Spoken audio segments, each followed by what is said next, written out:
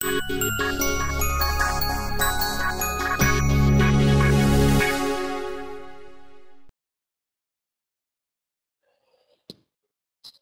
à tous. Comme j'ai mis des écouteurs, je voulais juste vérifier que vous m'entendez bien. Est-ce que vous pouvez me dire sur le chat si c'est bon en termes de son? Oui, ok, impeccable, super. Ok, bon bah on pourra y aller. Donc Mehdi Colli, je suis fondateur de la société OptimizeMe et donc aujourd'hui on va passer un peu de temps ensemble pour que vous sachiez à la fin comment est-ce qu'on fait pour placer son site web sur Google le plus haut possible sur l'ensemble des mots-clés qui sont importants pour vous. Alors la première chose que je voudrais voir avec vous, c'est en fait le fait que le référencement, le mieux, c'est quand même que vous le fassiez vous-même. Ça, c'est une conclusion à laquelle je suis arrivé après avoir été d'abord de votre côté, et puis après du côté des agences, et maintenant du côté des logiciels de référencement. Et en fait, la chose la plus performante, c'est vraiment de travailler votre référencement naturel sur Google vous-même. Donc là, je vais lancer le partage d'écran. Donc j'ai fait des études de droit, donc je ne suis pas un spécialiste informatique. Ça donne déjà un premier aperçu, c'est-à-dire qu'en fait, le référencement, c'est pas quelque chose de technique. Il n'y a pas forcément besoin d'avoir des grandes connaissances techniques pour que ça fonctionne.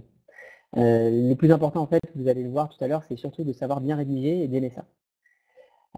Alors, donc, pour le partage...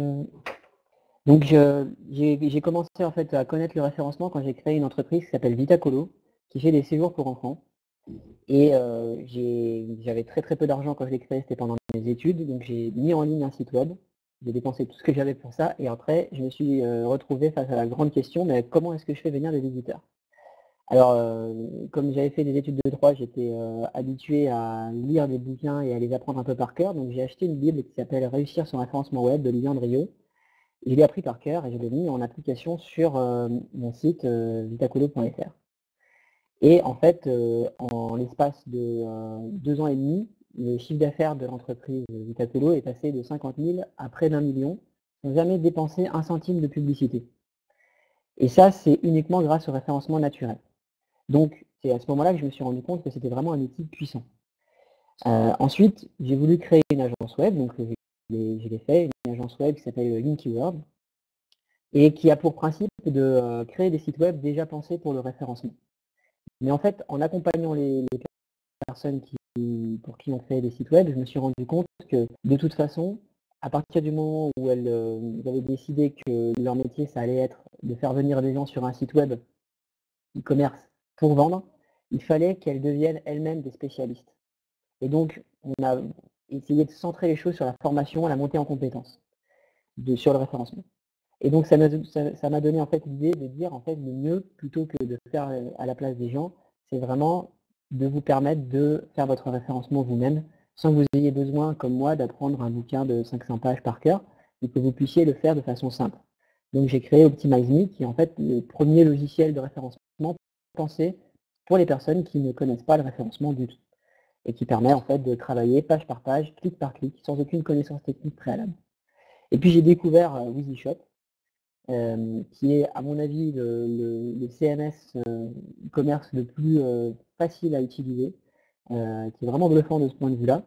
Et donc j'ai pris contact avec WheezyShop aussi parce que j'étais vraiment convaincu par le produit et c'est vraiment sincère, c'est pas pour faire de la pub. Je pense vraiment que c'est un super outil et qui a la même philosophie que la nôtre, c'est-à-dire faire simple.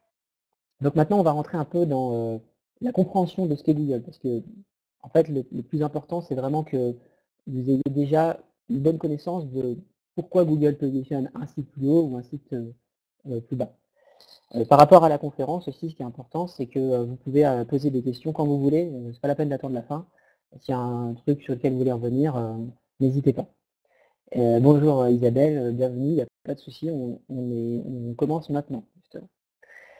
Alors, là, lorsque on commence en fait une recherche sur Google, par exemple, tapons séjour au Maroc, il y a pas mal d'informations déjà qu'on doit aborder ensemble. La première, c'est que, pour être clair, bon, je pense qu'en tant que commerçant, vous le savez, mais je préfère toujours quand même bien le préciser, c'est les 4 premiers résultats qui sont là, avec marqué annonce, c'est pas du référencement naturel, ça c'est de la pub. Ça veut dire que pour être placé là, il faut dire à Google, bah, je suis prêt à ce que lorsque quelqu'un clique sur mon résultat à moi, je paye 1, 2, 3 euros, donc ça va dépendre en fait du mot-clé, hein. C'est donc le système d'enchères AdWords. On ne va pas parler de ça aujourd'hui, c'est intéressant aussi, mais c'est un autre sujet. Nous, ce qu'on va aborder, c'est la question de ce qui se situe en dessous. Alors, déjà, la première chose, c'est que c'est pas parce que c'est en dessous que c'est moins bien, parce qu'en fait, même si les AdWords représentent une grande partie de l'écran, et de plus en plus, puisque là récemment Google est passé à 4 résultats AdWords alors qu'avant c'était 3 résultats, en fait, malgré tout, à peu près 70% des clics ont lieu sur la partie située en dessous, référencement naturel. Parce que, intuitivement, beaucoup de personnes savent qu'au-dessus c'est de la publicité. Donc, ils ne sont pas forcément opposés toujours au fait de cliquer sur la publicité, mais ça, c'est le résultat du meilleur système de moteur de recherche du monde, c'est-à-dire Google. Et pour se positionner là, il va falloir comprendre comment ça fonctionne. Alors, déjà, aussi un autre indice par rapport au fonctionnement de Google, si on reprend donc notre requête séjour au Maroc, la première chose, c'est que quand on dit je suis bien référencé, ou je suis mal référencé, souvent les e-commerçants ou même les personnes qui comme ça commencent à découvrir le référencement évaluent leur bon positionnement sur un mot-clé qui définit vraiment bien ce qu'ils font. Donc ça déjà c'est une première erreur. En fait on est toujours bien référencé par rapport à une liste de mots-clés. Si je suis positionné sur un seul mot-clé, ça veut dire que je suis positionné que sur une seule demande d'internaute, un seul cerveau d'internaute. Ça on va y revenir, déjà c'est la première grande erreur. La deuxième chose, c'est que Google ici nous dit qu'il y a 33 600 000 résultats. Donc ça veut dire qu'il y a 33 600 000 sites ou pages qui répondent à la question séjour au Maroc. Et Google nous dit qu'il a réussi à trouver la liste des sites qui répondent à cette question-là en 0,29 secondes. Là, vous allez me dire, c'est ultra rapide. Alors, c'est vrai, mais il y a un peu de triche. Parce qu'en fait, la majorité du boulot a été fait avant. Parce que Google, en fait, son premier métier, avant même d'être un moteur qui vous donne des réponses à des questions, c'est d'abord tout un serial copier, quelqu'un qui copie l'ensemble des sites internet du monde, en tout cas tous ceux qui veulent bien se laisser copier. Il les copie dans des grands disques durs qu'on appelle des data centers. Donc si on tape data center Google, voilà, vous allez voir concrètement dans quoi sont stockés les sites web. Donc votre site à vous, s'il est connu par Google, il est stocké quelque part dans ces grands ensembles de disques durs. Et le truc, c'est que évidemment Google va le copier, mais va devoir savoir aussi quelles sont les modifications qui ont eu lieu sur votre site. Donc si par exemple là, je reviens en amont sur ma requête séjour au Maroc et que je veux savoir quand est-ce que Google est venu la dernière fois sur un site web, bah, par exemple on va prendre celui-là, la séjour-lastminute.com. Vous voyez, il y a un petit triangle vert ici. Donc en fait, en cliquant sur ce petit triangle vert puis en cache, on va demander à Google de nous afficher non pas le site tel qu'il est chez lastminute.com, donc dans l'hébergeur de lastminute.com, on va demander à Google de nous montrer la copie qui existe dans les data centers de Google. D'ailleurs, on le voit, ceci est le cache de Google. Il s'agit d'un instantané de la page telle qu'elle était affichée le 29 février 2016 à 15h45. Donc ça veut dire que la dernière fois que Google est venu et a copié cette page, c'était le 29 février à 15h45. Alors, évidemment, ça peut avoir un impact sur mon référencement déjà. C'est-à-dire que si Google vient me voir qu'une fois tous les 15 jours, bah, le problème c'est que lorsque je vais mettre en place des nouvelles pages, des nouvelles infos, etc., bah, ça va me prendre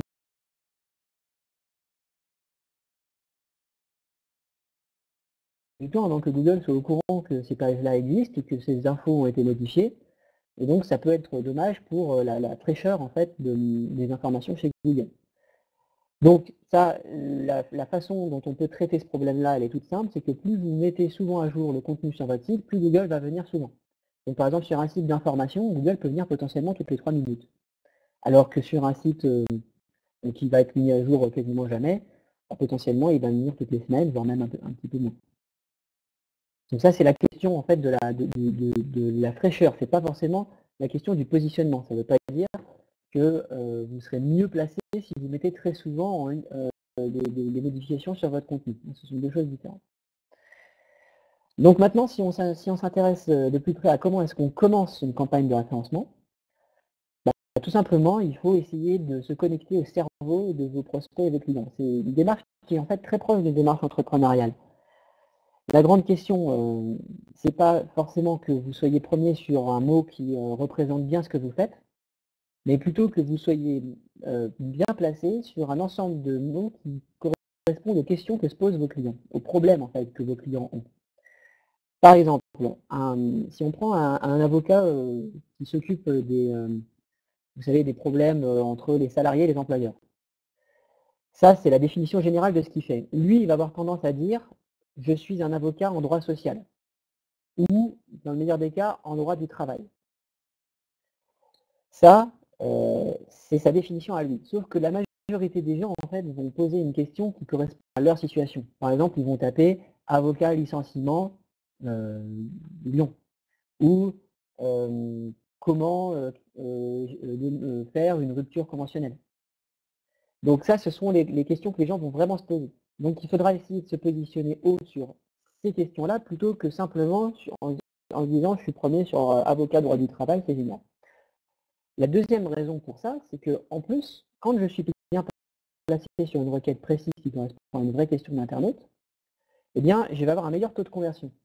Parce que quelqu'un qui a cherché avocat licenciement Lyon et qui tombe sur une page qui lui parle effectivement de licenciement et que c'est à Lyon, il y a beaucoup plus de chances que derrière il fasse appel au service de cet avocat que s'il est tombé sur une page qui lui dit juste « je suis avocat » ou « je suis avocat en droit social », alors je ne sais pas ce que ça veut dire, ou avocat en droit du travail, alors que c'est très général. Appliqué à un autre domaine, prenons les séjours au Maroc, si je veux vendre des séjours tout compris à Marrakech, j'ai intérêt à être plus positionné sur des mots-clés comme séjour tout compris à Marrakech ou vacances à Marrakech, pension complète, parce que ce sont des mots-clés qui correspondent exactement à ce que je veux. C'est peut-être moins cherché, mais je vais avoir un bien meilleur taux de conversion. Et en plus, en ciblant exactement ça et en faisant des pages qui répondent exactement à ça, Google va m'aimer beaucoup plus parce que Google, lui, ce qu'il veut, c'est répondre exactement à la question d'internaute, pas lui donner une réponse large et vague. Donc, il faut que je crée en fait plein de pages, le plus de pages possible, pour que Google voit que je réponds exactement à toutes les questions possibles que les gens peuvent se poser. Donc le référencement, c'est de la rédaction. Le référencement, c'est la revanche des littéraires. Le littéraire a une grande valeur pour le référencement. Alors là, je vois qu'il y a une question qui correspond à ce qu'on avait vu juste avant. Comment dit-on à Google que l'on a mis à jour son site? Effectivement, c'est une très bonne question. En fait, on n'a pas besoin de le lui dire. Ça, je vais vous montrer comment ça fonctionne. À partir du moment où vous avez mis en ligne votre site, Google peut le découvrir. Alors, pourquoi est-ce qu'il peut le découvrir? Parce que le mécanisme de fonctionnement de Google, c'est qu'il va suivre les liens qui existent dans les sites qu'il connaît déjà. Donc, imaginons par exemple que vous mettez en ligne votre site web. Donc, on va prendre un exemple de site. Je vais taper par exemple, on va reprendre notre exemple de tout à l'heure, avocat droit du travail. Ça, c'est le mot-clé qui n'est pas forcément le plus important pour nous, mais peu importe, c'est juste pour l'exemple. On va prendre celui-là. Voilà, ce site web-là. Imaginons que ce site web vient d'être mis en ligne. Eh bien, il y a deux façons de faire en sorte que Google sache que ce site existe. Soit quelqu'un va faire un lien vers ce site web, par exemple, ce site web s'inscrit dans un annuaire de site, ou alors le grand-oncle du créateur avec son blog, il en parle en disant allez voir ceci, le super site consacré au droit du travail, etc. Donc n'importe quel lien que Google va pouvoir suivre, ça va lui permettre de découvrir le site web. Après, il y a une autre façon de le faire, et là je parle toujours de la première fois, c'est que vous tapez indexation Google. Voilà, vous voyez ici qu'il y a un résultat qui permet d'envoyer votre contenu à Google. Sinon, vous allez sur le deuxième résultat, indexation index Google, vous voyez, ça c'est un article publié par OptimizeMe que j'ai rédigé, qui permet aussi d'avoir toute la méthode. Enfin, c'est tout simple, hein, vous cliquez sur envoi de votre contenu à Google. Ici, vous mettez ajout de votre URL. Et en fait, lorsque vous avez rempli votre URL, ça va indiquer à Google qu'il y a un nouveau site web qui est là et il va venir la première fois. Donc quand on dit il, en fait on parle du robot Google. Hein. Le robot Google, vous allez voir qu'il est figuré très souvent sous la forme d'une araignée. Ah oui, non, je vais mettre plutôt Googlebot. Voilà, c'est son nom, son petit nom. Voilà, vous voyez ici j'ai une araignée, ici aussi une araignée. Alors pourquoi une araignée? Parce qu'en fait le mécanisme c'est que le robot Google se promène sur la toile. Et la toile, en fait, c'est Internet, c'est un enchevêtrement de pages et de liens. Donc tout ce que Google peut vraiment analyser, c'est surtout des pages et des liens. Et donc on verra, effectivement, ce sont les deux grands leviers en fait. C'est avoir des pages intéressantes et bien construites et avoir des liens vers votre site. Et donc, en suivant tous les liens, Google va découvrir l'ensemble des sites qui existent. Sauf si certains sites n'ont vraiment aucun lien vers eux, et dans ce cas-là, on va passer par ce système de Search Console où on va déclarer un nouveau site. À partir du moment où le site est connu par Google, il va revenir tout seul. Vous n'avez pas besoin de lui demander. Et c'est lui qui va décider s'il revient souvent ou pas souvent. En fait, plus quand il vient, il constate qu'il y a des modifs, et plus souvent il va venir. Donc ce qui compte, c'est surtout que vous ayez la possibilité de mettre en place le plus souvent possible des nouveaux contenus ou de modifier les contenus existants. Alors, si ça répond à la question, très bien, sinon vous pouvez n'hésitez pas à demander des précisions. Parfait. Donc on était en train de regarder le premier grand sujet qui est le choix des mots-clés. Alors clairement, si vous n'avez pas bien choisi vos mots-clés, derrière vous allez avoir des difficultés parce que vous allez en fait passer du temps à vous positionner sur des termes qui ne vous apportent pas de business ou qui vous apportent moyennement de business ou qui sont trop concurrentiels et du coup vous n'y arrivez pas. Donc voilà, le mieux c'est vraiment de commencer à viser d'abord des mots-clés vraiment très précis et ensuite d'aller chercher les mots-clés les plus concurrentiels. Alors, il y a deux façons de le faire, je vais vous montrer deux façons. Quand je dis deux façons de le faire, je parle donc du choix des mots-clés. La première, c'est de partir tout simplement sur un fichier Excel, donc que vous allez pouvoir administrer ensuite. Donc là, on va faire une simulation ensemble, comme si ensemble on créait une campagne de référencement. Et puis je vais vous montrer aussi ce que vous pouvez faire avec le logiciel OptimizeMe, parce que ça vous permet aussi de bien structurer votre pensée. Donc on va voir les deux. Alors, la première chose quand on est face à la page blanche, déjà, n'ayez pas l'angoisse de la page blanche. Il faut commencer à mettre un peu ce qui vous vient à l'esprit. J'ai vu là, je crois qu'il y a eu quelqu'un se connecter qui était dans le domaine du mariage. Donc ça tombe bien parce que le mariage, effectivement, moi j'ai un bon exemple que j'utilise très souvent pour ça. Sur la location de salle de mariage, c'est un exemple réel d'un prospect qui est venu nous voir en nous disant voilà, moi je suis mal référencé, parce que quand on tape location de salle de mariage à Lille, on ne me trouve pas. Non, pardon, il est venu nous voir, à l'origine, il n'était même pas à ce niveau-là, mais même si ça avait été ça, déjà c'était intéressant, mais il est venu nous voir en disant voilà, on tape location de salle Lille, on ne me trouve pas. Alors il se trouvait qu'effectivement il organisait des mariages, mais pas que. C'est-à-dire qu'en fait il avait des salles, et dans cette celle-là, on pouvait faire plein de choses différentes. Et donc là, première remarque qu'on a pu lui faire, c'est qu'en fait, quasiment personne ou très peu de gens ont besoin d'une location de salle à Lille. Parce qu'on a besoin d'une location de salle pour faire quelque chose. Donc les gens en réalité vont dire, ben voilà, moi j'ai besoin d'organiser mon mariage, j'ai besoin d'organiser ma conférence. Je vais taper un truc comme location de salle de conférence Lille. Alors des fois, je ne vais pas forcément taper location d'ailleurs, je vais peut-être taper uniquement salle de conférence Lille. Mais c'est à peu près la même idée. Donc là, je commence un peu à écrire les choses qui me viennent à l'esprit, mais j'essaye de les écrire en respectant une petite méthode qui consiste à dire, je mets dans une même colonne tous les mots qui correspondent à la même idée. La même idée, en fait, c'est le même besoin client exprimé. Quelqu'un qui veut une salle de conférence, il peut écrire location de salle de conférence Lille, ou louer salle de conférence. S'il est utilisé le mot louer, le mot location ou aucun mot pour désigner le fait qu'il louait, en fait, c'est le même besoin, il veut organiser une conférence. Donc ça, c'est une colonne. Celui qui veut une salle de mariage, il va écrire salle de mariage, Lille, location, salle de mariage, Lille, etc. Donc ça, ce sont des mots qui vont un peu dans la même veine. Et puis imaginons, voilà, j'en ai marqué deux, puis j'ai plus d'idées. Parce que très souvent, c'est vrai, quand on crée son business, on n'a plus forcément beaucoup d'idées. Ah bah, à ce moment-là, pas de problème, je vais commencer à utiliser des outils de suggestion de mots-clés. Donc le premier qu'il faut connaître, c'est l'outil AdWords. Parce qu'en fait, AdWords, c'est de la pub, mais c'est aussi un outil qu'on peut utiliser pour choisir des mots-clés. Donc pour pouvoir le faire, il faut que vous ayez un compte AdWords, donc vous devez créer votre compte. Vous tapez AdWords dans Google, vous créez votre compte. Il va vous demander votre votre carte de crédit, mais à partir du moment où vous n'activez pas de campagne de publicité, eh bien, vous ne serez pas débité. Donc, c'est pas un souci. Donc, quand vous allez dans AdWords, vous tapez vous allez, dans Outils, et ensuite Outils de planification des mots-clés.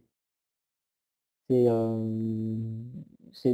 vraiment l'endroit où vous allez avoir le plus d'outils pour choisir les termes qui sont vraiment importants pour vous. On va aller faire un test.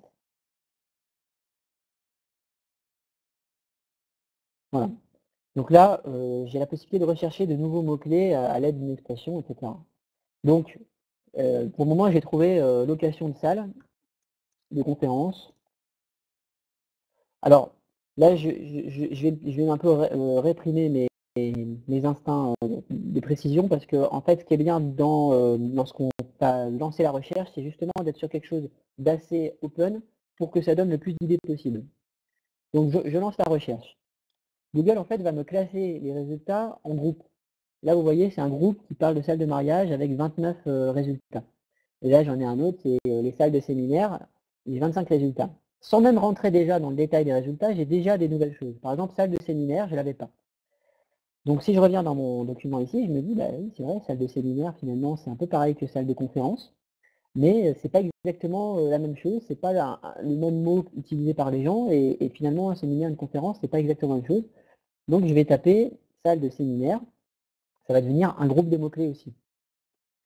Dans l'absolu, j'aurais pu considérer que salle de séminaire, finalement, c'était un peu un synonyme de salle de conférence, donc j'aurais pu le mettre un peu du même côté. Alors comment est-ce qu'on fait cet arbitrage? En fait, pour faire cet arbitrage, il faut que vous voyez bien ce qu'on va faire de cette liste. Cette liste, elle va, je vais la conserver tout le long de la vie de mon site, je vais l'enrichir, mais dès le début, il va falloir qu'en fait j'utilise pour rédiger du contenu. Parce que à chaque colonne va correspondre une page. Donc ça veut dire que pour chaque colonne, vous allez rédiger au moins 300 mots, si possible 500, et plus vous allez faire du contenu long, et mieux ce sera.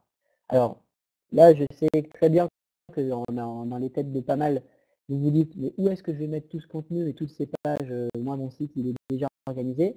Ne vous inquiétez pas, c'est pas obligé que toutes les pages qui sont créées apparaissent dans l'arborescence de votre site. Le but, c'est juste que depuis Google, on puisse les trouver. Après, que votre site soit simple et light en termes d'organisation et que vous ayez un système pour que les gens trouvent facilement ce qu'ils veulent à l'intérieur, c'est pas un problème. Il faut complètement séparer la question de l'ergonomie et la question des landing pages, donc des pages consacrées à faire atterrir des gens sur un sujet donné. Donc là, on est sur l'idée déjà de chercher tous les mots. Après, on regardera comment est-ce qu'on organise ça. Donc, est-ce que c'est pertinent que je crée une page pour les salles de séminaire et une page différente pour les salles de conférence? J'ai envie de dire un peu tout dépend. C'est-à-dire que si vous êtes, c'est difficile pour vous de rédiger beaucoup de pages, bah, commencez peut-être par en faire un peu moins, en disant bah, je vais grouper salle de séminaire et salle de conférence, je vais utiliser les deux mots sur la même page, et dans le titre, j'utiliserai certainement les deux mots, par exemple je mettrai location de salle de conférence et de salle de séminaire à Lille. C'est pas forcément grave. Après, c'est bien quand même d'avoir le plus de pages possible. Donc, à la limite, ce que vous pouvez faire dans un premier temps, c'est d'abord les grouper en disant, bon, allez, hop, ça c'est la salle de séminaire, je vais me le mettre plutôt en mots-clés secondaires de conférence. Je vais faire une seule page pour les deux, et on verra. Après, si vous êtes des warriors et que vous vous dites, non, non, moi j'y vais à fond et j'ai envie de rédiger et c'est très bien, à ce moment-là, vous en faites un autre. Donc, il n'y a jamais forcément, le référencement, c'est pas forcément bien ou pas bien. C'est pour ça souvent qu'on a l'impression que selon avec qui on a parlé, on a l'impression d'entendre des sons de cloche différents. C'est juste parce que c'est pas forcément une science exacte. De toute façon, l'algorithme de Google, il est secret. On peut faire des tests en disant bah, si je fais ça, je vois que c'est mieux dans tel contexte. Mais il y a tellement de critères différents qu'au bout d'un moment, c'est difficile de savoir exactement quel critère va apporter le plus. Donc le mieux, c'est vraiment d'être dans un rapport où je vais me dire je vais essayer de consacrer le moins de temps possible et donc de prioriser les trucs les plus essentiels. Donc, c'est aussi en fonction du temps dont je dispose, de mes envies, de mes capacités. Est-ce que je suis plus quelqu'un qui rédige facilement? Dans ce cas-là, je vais avoir tendance à faire plein de pages. Est-ce qu'au contraire, le fait d'obtenir des liens vers mon site, donc de faire du réseau, de contacter des gens, de prendre mon téléphone, c'est un truc qui correspond plus à ma philosophie. Et dans ce cas-là, je vais peut-être faire moins de pages, je vais passer beaucoup de temps à faire enfin, je vais passer beaucoup de temps en fait sur le fait de prendre des contacts et donc d'obtenir des liens. Donc voilà, vous choisissez vraiment en fonction de votre philosophie, vos propres goûts. Donc maintenant, voilà, on a trouvé un premier mot-clé à rajouter, salle de séminaire.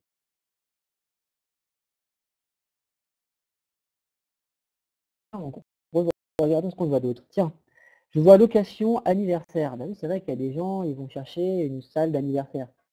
Donc je vais mettre salle pour anniversaire ou anniversaire. Peu importe. Google ne prend pas forcément énormément en compte les mots neutres comme ça, hein, on va dire les stop words. Donc que vous ayez mis la salle pour anniversaire, salle d'anniversaire ou salle anniversaire, à la limite, ça n'a pas une grande importance. Donc vous tracassez pas trop pour ça.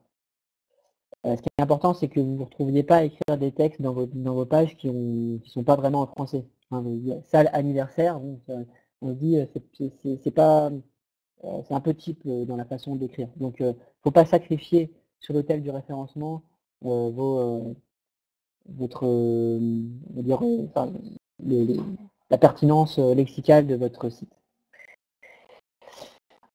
Ensuite, on voit, tiens, salle de réception, salle de formation, qu'est-ce que j'ai d'autre, salle de banquet, voilà, tout ça, c'est des trucs que j'avais pas. Donc, je vais me les rajouter.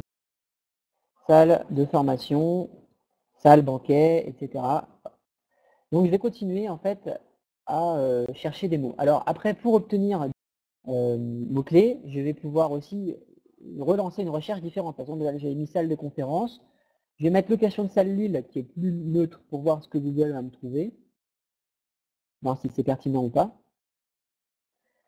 Donc là, Google me dit que il est du mal.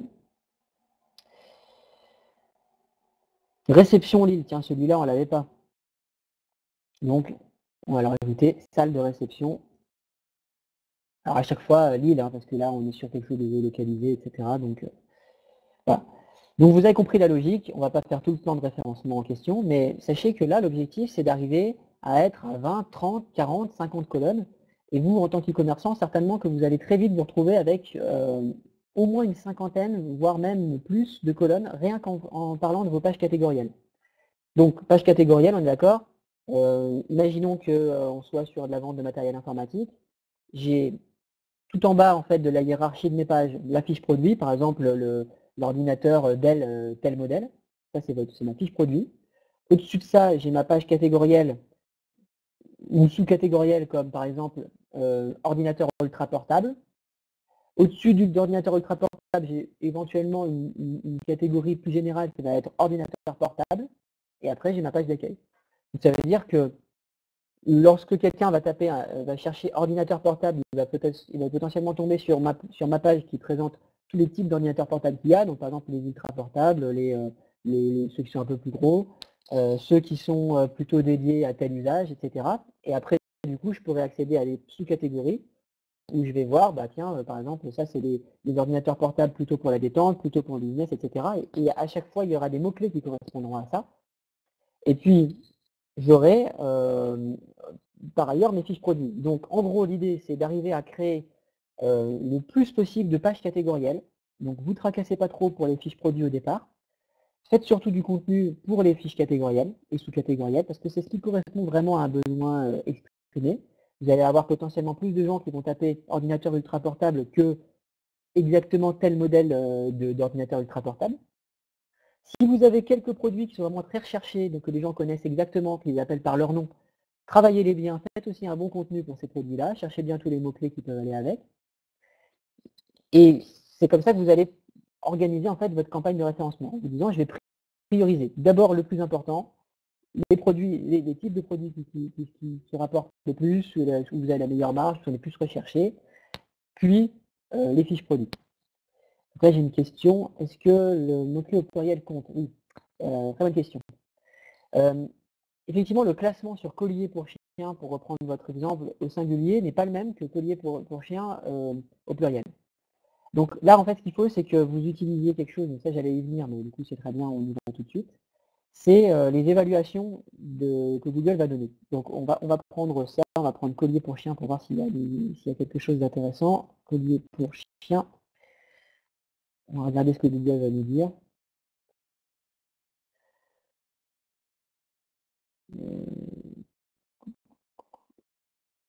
Alors, on va voir si c'est groupé dans l'ES. Voilà, donc là j'ai collier l'ES, etc. Bon.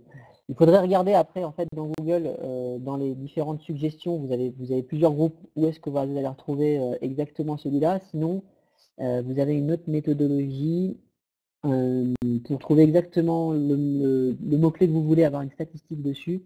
Voilà, vous pouvez aller dans idée de mots-clés. Voilà, vous voyez, donc quand vous êtes sur idée de mots-clés, vous avez pour collier pour chien exactement, vous avez que c'est 590. Donc maintenant, on va taper collier avec un S et je vais vous expliquer exactement quel est ce chiffre et ce qu'on peut y voir. Voilà, là vous voyez que j'ai 20. Alors, ça c'est vraiment très intéressant. Quand j'ai collier pour chien au singulier, Google me dit que le nombre moyen de recherches mensuelles était à peu près à 500 tout à l'heure.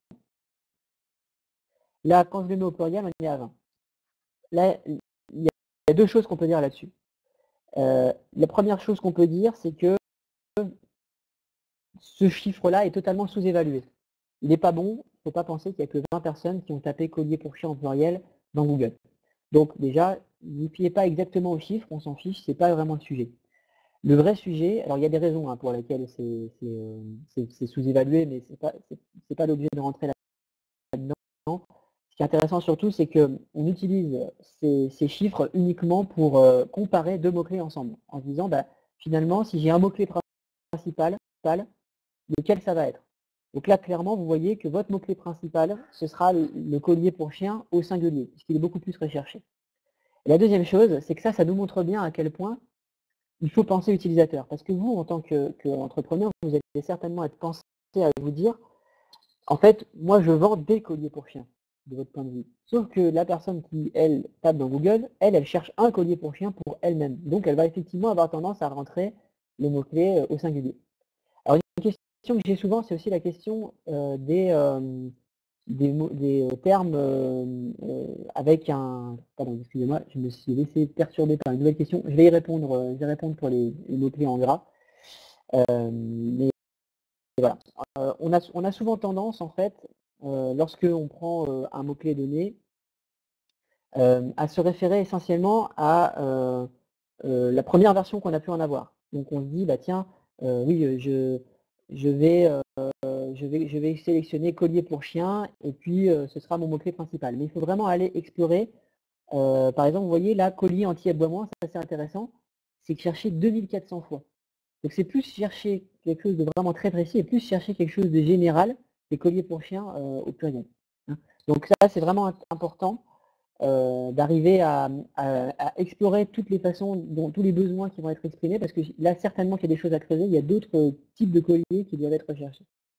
Donc j'imagine que vous avez certainement déjà une expertise là-dessus, mais il faut creuser.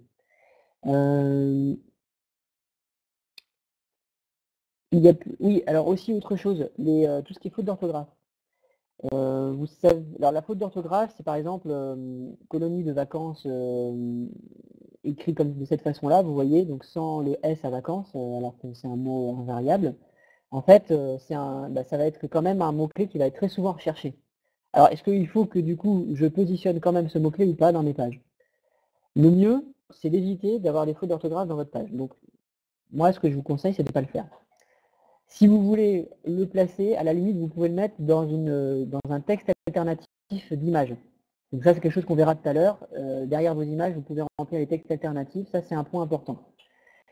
Vous pouvez également le faire figurer éventuellement dans un lien qui pointe vers votre site. C'est-à-dire que le lien qui existe depuis, par exemple, un autre site web pourrait être écrit avec une faute d'orthographe. Moi, je ne vous conseille pas forcément de faire ça, parce que ça pourrait être considéré comme du spam à terme par Google. Donc le mieux, c'est plutôt de bien écrire, de faire un contenu pertinent et progressivement, vous pourrez quand même être bien placé sur le mot-clé avec la faute d'orthographe sans l'avoir écrit avec la faute d'orthographe. D'autant plus que Google intègre un correcteur et que donc très souvent, la recherche va être réécrite par l'internaute en cliquant sur la bonne orthographe proposée par Google. Ensuite, est-il pertinent de mettre des mots-clés en gras dans notre fiche produit? Alors ça, là on avance un peu sur un sujet qui correspond à la deuxième grande étape, qui est « Ok, j'ai choisi mes mots-clés, maintenant comment je fais pour être bien placé sur mes mots-clés ?» Il va falloir que je les mette en valeur. Donc effectivement, le gras, ça va vous faire, pour un mot-clé donné, quelques points en plus entre guillemets dans l'algo Google. C'est-à-dire que Google va identifier que ce mot-clé-là, vu qu'il est en gras, il est un peu plus significatif du contenu de la page, donc potentiellement j'augmente ma capacité à me positionner sur ce mot-clé-là. On va voir les différentes façons de mettre en valeur un mot-clé. Donc je vous montre maintenant comment est-ce qu'on peut travailler aussi sur le plan de référencement avec OptimizeMe. L'objectif c'est d'introduire surtout la notion de champ lexical qui est quelque chose d'essentiel aujourd'hui et que Google AdWords ne permet pas de faire. Donc là en fait on rentre donc dans le logiciel OptimizeMe qui est partenaire donc de Wikishop. Je vais me connecter dans l'interface de test. Et là, du coup, je vais vous parler un peu de colonie de vacances, donc mon premier métier originel. Et on va regarder un peu la notion de champ lexical. Donc, je vous montrerai un peu après à quoi correspondent tous ces chiffres, etc. Mais là, je préfère qu'on reste dans la méthode proche de ce que j'étais en train d'exposer là. Alors, juste avant, j'ai une question sur, il y a de plus en plus de recherches avec Google Images, comment développer ce référencement. Alors, pour répondre en 2 mots, même si c'est quelque chose qu'on va voir après, en fait, Google Images va prendre en compte à peu près les mêmes critères que Google normal. Simplement, il va positionner, au lieu de positionner une URL, donc une page, hein, il va positionner une image. Donc, pour que tout le monde suive bien, quand on parle de... tiens, d'ailleurs, je vais vous donner un exemple de référenceur. Si je cherche pizza aux anchois. Je clique sur Images ici. Là, j'ai les résultats Google Images. Avant, j'avais les résultats de la recherche universelle, donc j'ai un peu un mélange de plusieurs choses. Par exemple, là, j'ai un résultat enrichi avec une image, mais en fait une recette. Donc ça, Google a identifié que c'était une recette. Et puis là, on voit des extraits de Google Images. On aurait très bien pu aussi avoir des vidéos, etc. Bon. Ce qui fait que je vais être bien placé dans Google Images, en fait, c'est déjà un peu les mêmes critères que le référencement en général, c'est-à-dire que si par exemple ma page dans laquelle il y a mon image a des liens vers elle, donc ça c'est un critère qu'on va voir tout à l'heure, a un bon contenu, a un bon champ lexical, contient le mot-clé qui a été tapé, la pizza aux anchois par exemple dans la balise title, dans le H1, tout ça, ça va jouer pour se positionner. Et puis il y a aussi le texte alternatif de l'image. Donc ça c'est quelque chose que vous pouvez évidemment régler dans Wikishop, c'est que vous pouvez pour chaque image donner un descriptif. À l'origine, les images, elles ont en fait, le texte alternatif de l'image, il n'a pas été créé pour Google, il a été créé plutôt pour les logiciels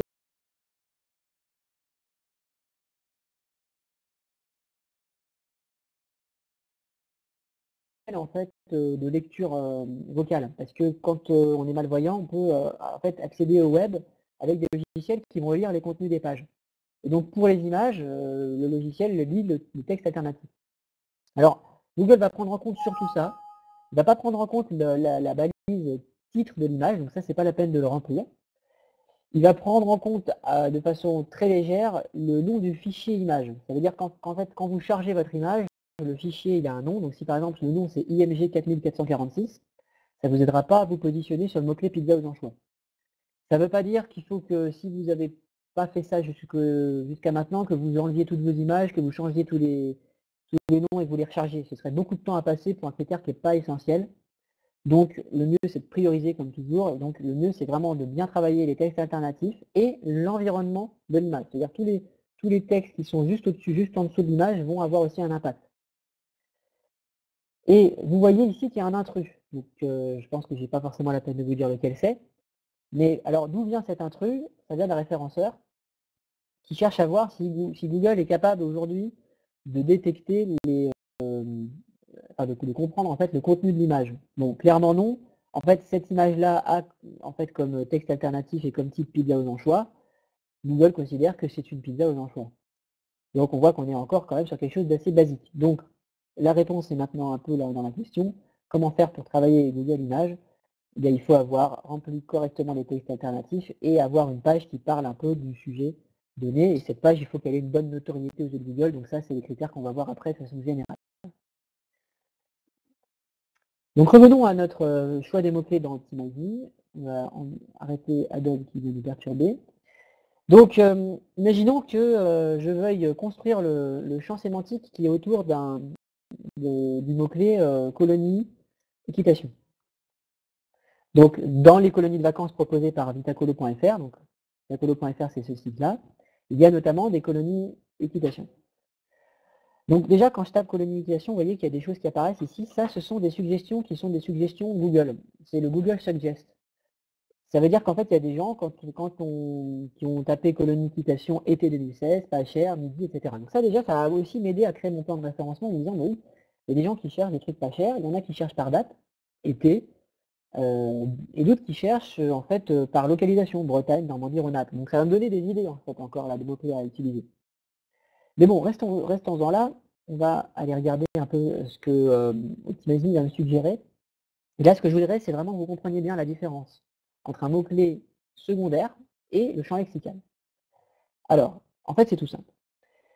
Vous voyez ici, on avait commencé en fait à faire des mots-clés secondaires. C'est-à-dire que si par exemple mon mot-clé principal, ou ici je pense que ce sera salle de conférence Lille, c'est le mot-clé qui répond le mieux aux besoins clients exprimés, qui est de louer une salle de conférence à Lille, et qui est le plus recherché. Donc quand je vais dans mon Google AdWords, je vais regarder si salle de conférence Lille, c'est plus recherché que location de salle de conférence Lille et que louer salle de conférence Lille.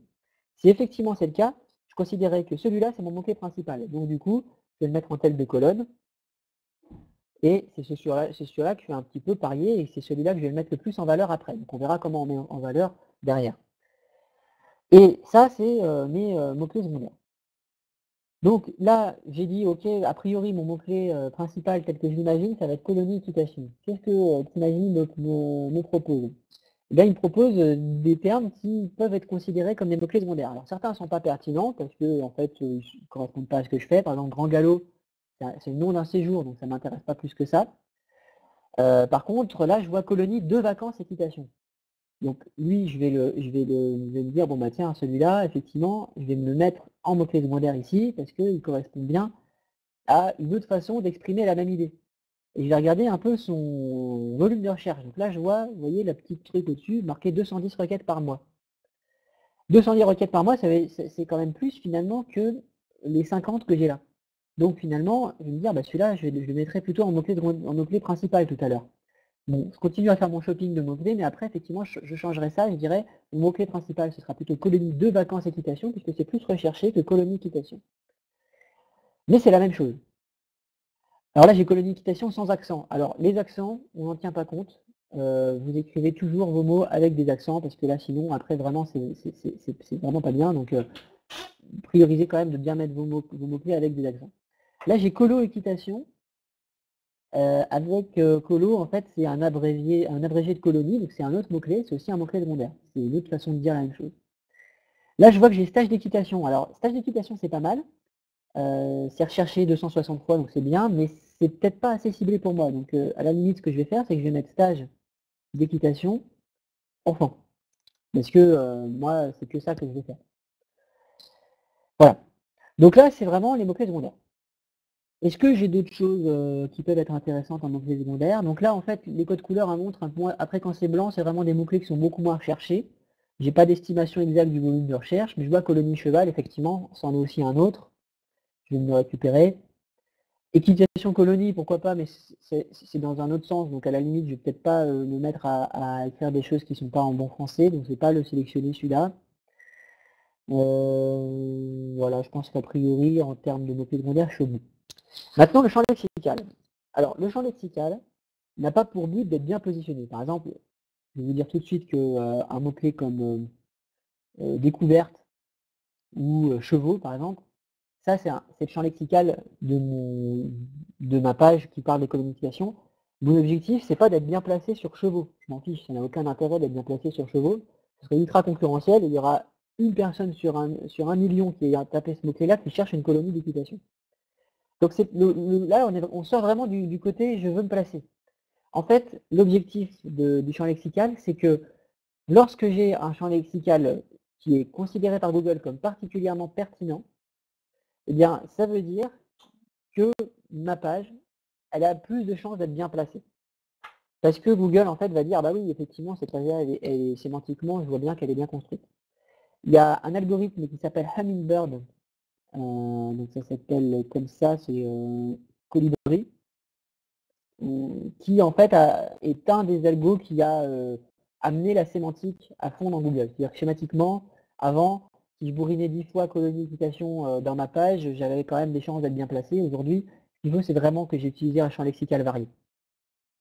Alors, pour découvrir quel est le champ lexical que Google va considérer comme pertinent, bah, je peux avoir une méthode toute simple qui est de dire, bah, tiens, je vais taper colonie équitation, et puis je vais aller parcourir les 15-20 sites les mieux placés. Je vais les ouvrir un par un comme ça, et puis je vais aller regarder du coup le champ lexical que je peux retrouver là-dedans. Donc là, si je regarde, je vais dire, bah tiens, passion, effectivement, ça c'est un mot-clé qu'on va très souvent retrouver sur l'équitation. Passion, équitation, galop, centre équestre, etc., etc. Donc je vais me faire comme ça plein de sites et je vais essayer d'extraire tout le champ lexical que je considère comme pertinent. Donc nous, ce qu'on a fait en fait chez OptimizeMe, c'est qu'on a créé un algo qui fait ce travail-là de façon automatique. Donc par exemple, on va retrouver club, une semaine, parce que souvent c'est des semaines d'équitation, donc avec un hébergement sur place. On va pouvoir faire, on va avoir des poneys, il y a souvent des activités sportives, c'est destiné à des enfants, il y aura un programme d'activité. Je vais retrouver les infos pratiques sur le sujet. On va organiser des jeux, ça va se passer au mois de juillet. Il y aura des cavaliers, il y aura des jeunes, ça va fonctionner par groupe, etc., etc. Et donc tout ça, c'est mon shopping. Je me le mets, vous voyez, en cliquant là-dessus, sur tout mon champ lexical. Alors ce qui est bien, c'est d'être entre 10 et 20 mots-clés de champ lexical. Et ensuite, en fait, ce que je vais faire, c'est que je vais construire l'ensemble de ma page et son contenu à partir de ces mots-clés-là. C'est-à-dire que je vais faire figurer ces mots-clés tout simplement dans mon contenu. Donc, je vais vous montrer jusqu'au bout. Là, donc j'ai fini de définir mon champ lexical et mots-clés secondaires. Ce qu'il faut, c'est que je dise que je choisisse la page qui va avoir pour objectif de se positionner sur le mot-clé colonie équitation et surtout les autres mots-clés secondaires qui sont colonie cheval, colo équitation, etc. Donc là, j'ai cliqué sur choisir une page. OptimizeMe a détecté qu'il y avait bien une page qui parlait de colonie équitation. Donc là, je ne sais pas si vous le voyez bien, c'est cette page-là. Donc ça, c'est parce que ma page existe déjà. Si ma page n'existe pas, il faut que je la crée. Donc je vais rédiger une nouvelle page, je vais la créer dans Wikishop. Donc je vais choisir cette page-là.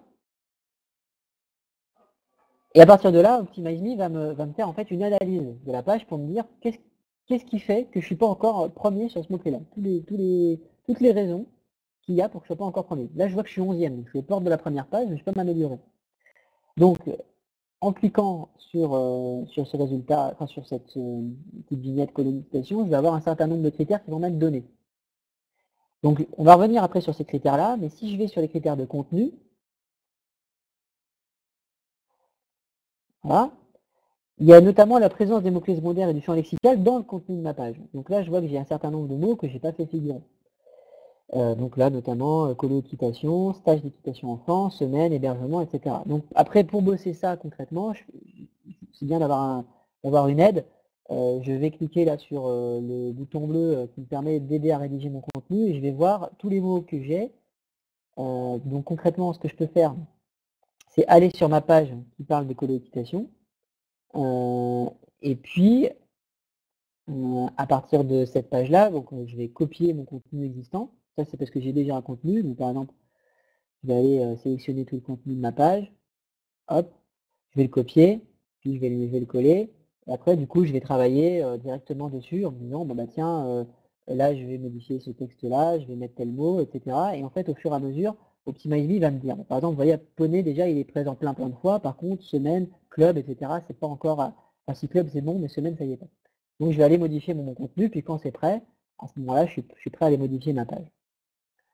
Alors, j'ai une question. Afin d'optimiser la présence du mot-clé, à quelle fréquence faudrait l'employer par description, bien sûr en ayant une bonne syntaxe, un champ lexical et des mots adéquats. Bon, bah, c'est très bien. Effectivement, on en vient à ça. Alors, là-dessus, comme un peu souvent dans le domaine du référencement, on va être un peu sur des chapelles, des croyances, des religions presque. Le référencement, c'est presque une religion. Donc, l'objectif, c'est pas forcément de choisir la vôtre. Vous pouvez rester agnostique. Globalement, c'est pas forcément stratégique de faire figurer 15 fois un même mot-clé. Donc il faut pas y aller de façon trop violente. Maintenant, le mot-clé principal, le fait qu'il soit répété quand même plusieurs fois, ça aide nécessairement un algorithme à savoir que, bah, effectivement, cette page-là, on parle plein de fois. C'est-à-dire que si j'ai mis qu'une seule fois le mot-clé, potentiellement, l'algo, alors il a plein d'autres critères, hein, mais il va peut-être manquer un peu de repères.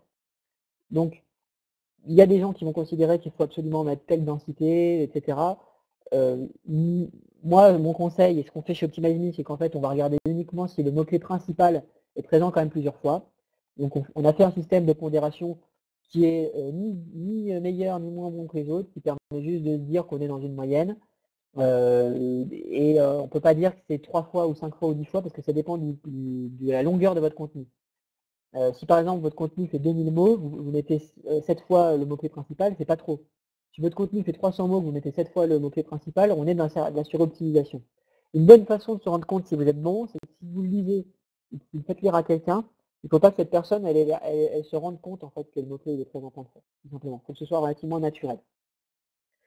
Même quand vous utilisez un outil, d'ailleurs un outil comme OptimizeMe qui va avoir tendance à être mathématique, il faut se détacher un peu de l'outil des fois en se disant mais ce mot-clé de champ lexical que j'avais sélectionné, j'arrive vraiment pas à le mettre sauf en tortillant complètement, ou même ce mot-clé secondaire, en tortillant tellement mon truc que ça devient invivable, à ce moment-là, retirez ce mot-clé.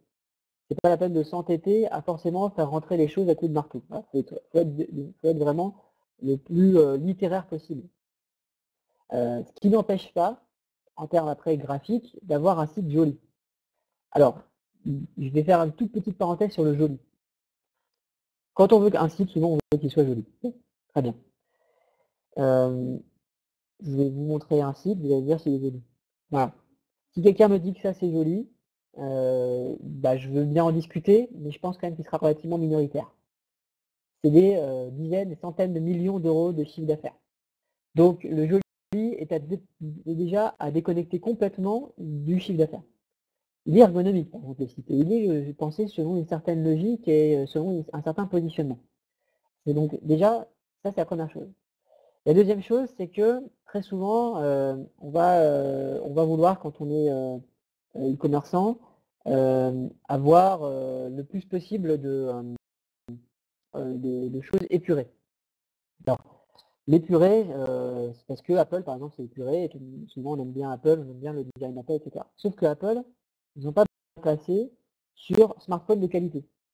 Parce que comme tout le monde connaît les produits Apple, les gens cherchent directement, ils vont soit directement sur le site d'Apple, soit ils tapent iPhone 4S et du coup ils arrivent direct sur le site d'Apple. Donc on ne peut pas comparer une stratégie qui est complètement en dehors du référencement avec un e-commerçant qui va lancer son site et qui va générer du trafic alors que personne ne le connaît. Après, si vraiment vous voulez faire très peu de contenu, vous pouvez compenser une faiblesse de contenu avec un site qui a beaucoup de liens vers lui. Donc ça, on verra après comment ça marche. Donc on n'est pas obligé de tout faire. Mais si vous avez à la fois un bon contenu et en même temps des liens, ça marchera encore mieux.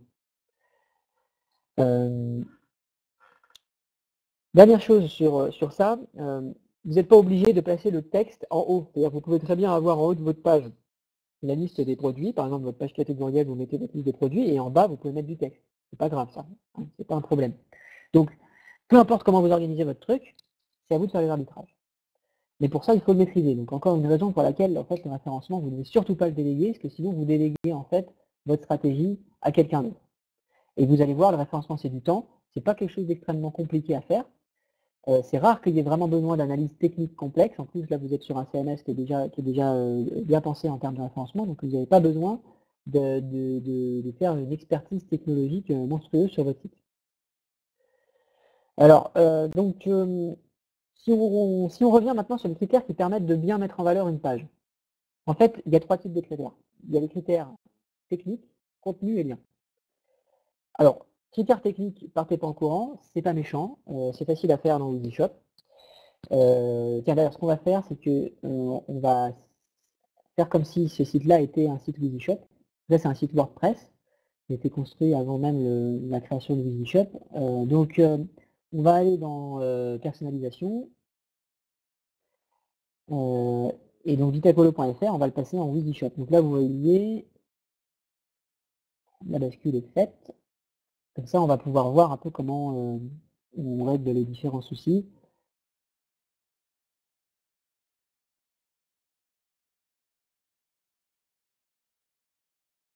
Alors, donc on va revenir sur la page communication, voilà. Donc on revient sur la technique. La balise title, bon, je pense que la plupart d'entre vous, vous connaissez la balise title, mais je préfère quand même toujours faire un rappel. La balise title, quand on tape séjour au Maroc, voilà, c'est tout simplement le truc bleu sur lequel on clique. Hein. Donc tout le monde connaît en fait les balises title. Ça a en fait une grande importance pour deux raisons. Déjà parce que les mots-clés qui sont présents à l'intérieur sont quand même considérés par Google comme particulièrement significatifs du contenu. Donc il faut que le champ lexical réponde bien à la balise title. Parce que si je fais une balise title sur les séjours à Marrakech et qu'à l'intérieur de mon contenu je ne parle que des séjours aux États-Unis, ça va poser un problème. Donc là ce serait absurde. Mais dans une situation peut-être plus commune, il y a des sites sur lesquels la balise title est identique sur toutes les pages. Donc ça veut dire pour Google que toutes les pages parlent de la même chose. Ou si par exemple la balise title de votre page d'accueil, c'est accueil du site machin truc, ça veut dire que pour Google, le sujet de votre site c'est accueil. Donc il faut vraiment que la balise title elle soit significative du contenu exact de la page. Et après, ce qui est bien, c'est de faire figurer le mot-clé principal. Donc, ça c'est un truc basique, vous faites figurer le mot-clé principal. Alors, là, on a tapé séjour au Maroc. Visiblement, séjour au Maroc doit être moins cherché que voyage au Maroc. On voit que là, la plupart utilisent les deux. On a séjour au Maroc et voyage au Maroc. Là, il y a le mot-clé séjour qui revient. Voilà, certainement que là, ce sont des personnes qui ont pris comme parti d'avoir séjour au Maroc et voyage au Maroc comme mots-clés, soit deux mots-clés principaux, soit un principal et l'autre secondaire. Par exemple, là, le E, a priori, voyage au Maroc, ça doit plutôt être un mot-clé secondaire, alors que là, sur voyage Maroc, il est possible que séjour au Maroc soit un mot-clé secondaire ou soit pas présent. Voilà. Peut-être qu'eux, ils ont une autre page qui s'appellerait séjour au Maroc, mais qui ne se positionne pas parce qu'elle est moins connue, enfin, il peut y avoir plein de raisons. Enfin, en tout cas, on voit quand même que les balises titles sont toutes cohérentes par rapport au sujet. En général, ce qu'on dit, c'est qu'on met la marque à la fin. Donc là, vous voyez, Barbara apparaît à la fin. C'est beaucoup plus pertinent que de le mettre au début, parce qu'en fait, le début, c'est ce qu'on va voir comme étant la première chose qu'on va voir. À la limite, votre marque, c'est pas la première chose que les gens veulent savoir, ils veulent surtout savoir si la page, elle va bien parler. L'autre chose, c'est que c'est intéressant dans la balise title d'avoir un avantage concurrentiel mis en avant qui corresponde le plus possible à la requête tapée. Par exemple, si j'avais mis, tiens, on va essayer séjour au Maroc pas cher, vous voyez que Google me le propose d'ailleurs. Bah là, ça c'est ce qui est pertinent, c'est celle-là, parce qu'elle me dit, bah tiens, dès 146 €, pas cher. Par contre, là, celle-là, voyage au Maroc pas cher, 65 000 séjours. Alors, ce qui est bien, c'est qu'il n'y a pas cher. C'est mieux que là, voyage au Maroc où il n'y a pas cher. Par contre, me dire qu'il y a 65 000 séjours, ça m'aide pas à me dire est-ce que c'est pas cher ou pas. Donc là, c'est mieux. Et là, pareil, dès 220 €, c'est bien aussi. Bon plan, c'est un mot qui résonne avec pas cher. Donc voilà, l'idée c'est que votre balise title, elle contienne quand même aussi un avantage concurrentiel parce que potentiellement, même si vous êtes moins bien classé, vous créerez peut-être plus de trafic qu'un concurrent qui est mieux placé si vous avez une bonne balise title et d'une nouvelle. L'autre truc sur la balise title, souvent on parle de la longueur. Alors, en fait, c'est pas interdit d'avoir une balise title qui, comme là par exemple, dépasse. Elle fait plus de 70 caractères, donc on ne la voit pas en entier. Le désavantage, en fait, c'est que comme on ne le voit pas, du coup, les internautes ne verront pas toujours ce qui est après. Alors, c'est pas catastrophique, hein, mais moi je trouve qu'en termes d'affichage, c'est moins percutant. Par contre, l'avantage de dépasser, c'est que vous pouvez potentiellement mettre plus de mots, donc vous faites une description qui est peut-être plus pertinente pour Google. Donc c'est un arbitrage à faire aussi. Et là, vous choisissez un peu ce que vous voulez prioriser. Ensuite, alors là, j'ai une question sur le fait qu'un mot-clé soit répété 2 fois dans l'URL. Alors, les URL. Nous, chez Optimizely, on a pris le parti de ne plus s'occuper de la question des mots-clés dans les URL. Parce qu'en fait, c'est vraiment un critère qui est devenu très très faible chez Google. Par contre, modifier les URL, c'est toujours une galère.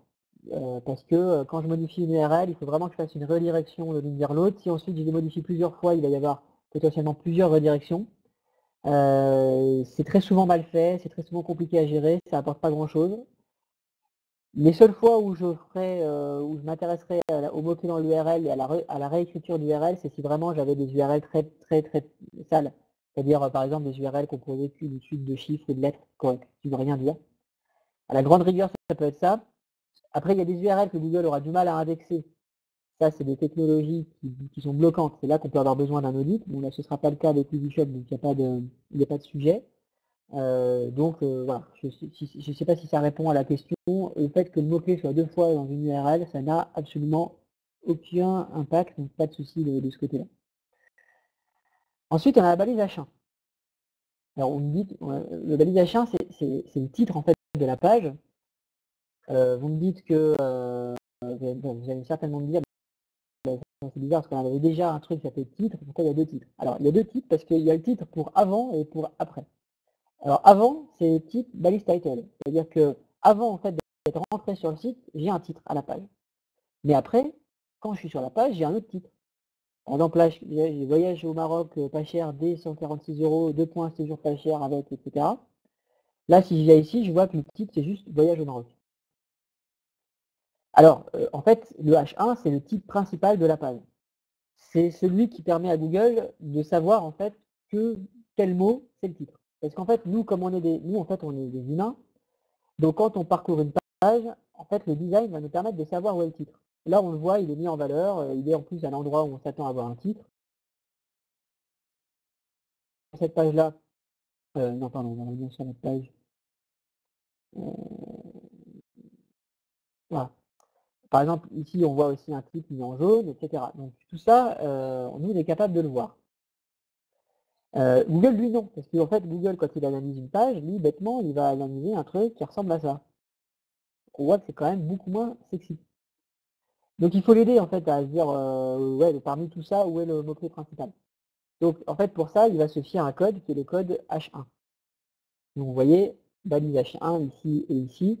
Entre les deux, j'ai bien voyage au Maroc. C'est bien mon H1, donc on voit bien que voyage au Maroc ici, c'est le titre principal. Google va donner une importance à ça, la même qu'avec la balise title. Le fait que le mot-clé soit présent dedans, ça va l'aider.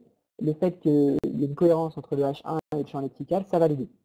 Donc c'est pas du tout un critère à mettre à la légère, contrairement à ce qu'on peut entendre des fois. Alors, des fois, on dit est-ce qu'il peut y avoir plusieurs H1, etc. Il peut y avoir plusieurs H1 si on est en HTML5. Ça n'a pas un grand intérêt parce que la logique quand même de Google, c'est de dire une question, une réponse. Donc le but, c'est d'avoir quand même un sujet essentiel sur lequel on va positionner. Donc un seul H1, c'est bien. Et après, je vais éventuellement structurer mon contenu avec des H2, donc plusieurs autres sous-titres. Donc on va regarder un exemple de sous-titrage ici. Bon. Donc là j'ai un titre principal, colonie équitation. Éventuellement je peux replacer dans un secondaire, ça c'est un H2, donc titre secondaire, le mot-clé colonie de vacances équitation, je le remets dans le H2, pourquoi pas. C'est pas la peine de le mettre 10 fois.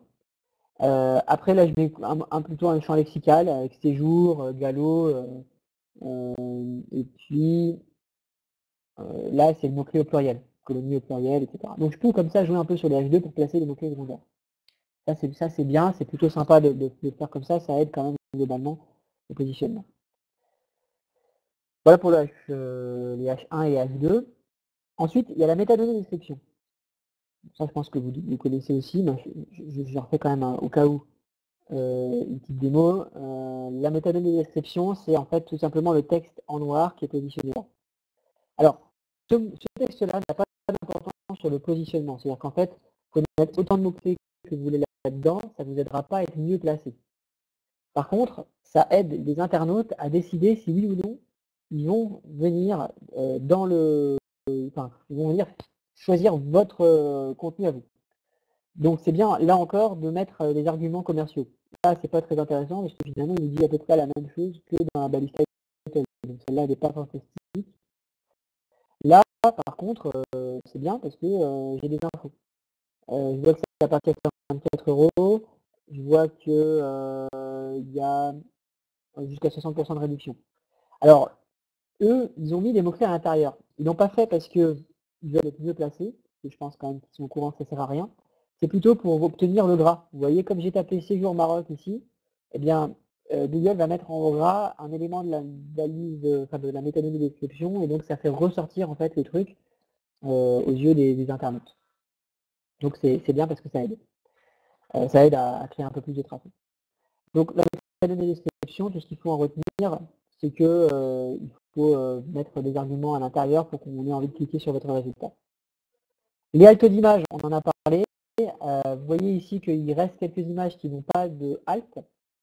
C'est pas forcément très grave celle-là, parce que vous voyez, en fait, c'est des logos Facebook, Twitter, donc ils n'ont pas une importance sémantique. Donc à la limite, j'ai pas forcément besoin d'en tenir compte. D'ailleurs, là, je vais cliquer sur désactiver ce critère, parce que finalement, voilà, les autres images ont tout un texte alternatif, donc ça n'a pas un gros impact. Donc, on a déjà parlé tout à l'heure de ça dans le cadre de Google Images, donc je reviens pas dessus, sauf si vous avez d'autres questions. Donc là, on a vu les critères techniques essentiels. Donc ça, déjà, si je les fais correctement quand même, je suis bien parti. Ensuite, j'ai le contenu. Donc contenu, on a déjà parlé un petit peu d'avoir déjà un contenu le plus long possible. Alors dans Optimizely, on est gentil, on vous met comme limite 300 mots minimum. Essayez pour vos pages catégorielles d'aller taper entre 500 et 1000. Pour les fiches produits, c'est moins important, mais c'est bien vraiment d'avoir un contenu le plus long possible, le plus étayé possible. Sachez que on a déjà vu des gens écrire sur des sujets comme les boulons. Si on peut écrire sur les boulons, on peut écrire sur n'importe quel sujet. Il faut juste effectivement trouver l'aspiration. Alors, c'est pas facile pour tout le monde. Si c'est pas trop votre truc, il faut vous faire aider.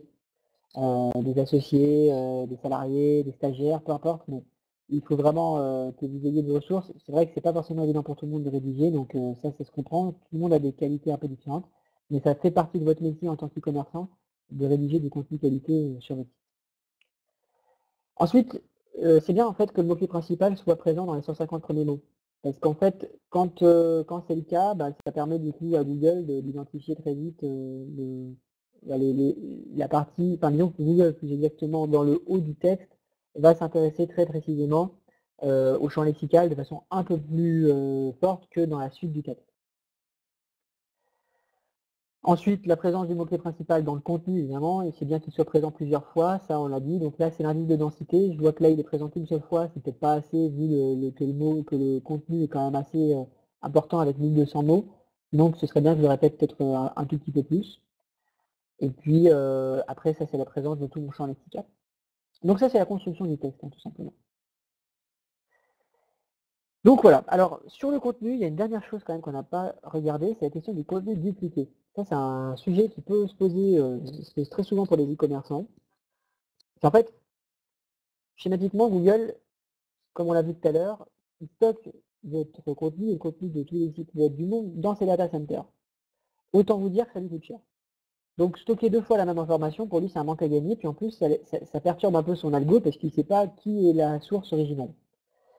Donc, il a créé un algo qui lui permet de déterminer quelle est la première source, celle qui a l'autorité, qui est celle qui doit sortir lorsqu'il y a 2 contenus identiques. Par exemple, quelqu'un copie le contenu d'une de vos pages, Google en fait va faire un peu un mix entre l'antériorité, puisque comme il vient et qu'il date tout, il sait quand est-ce qu'il avait détecté le premier contenu, mais aussi la notoriété.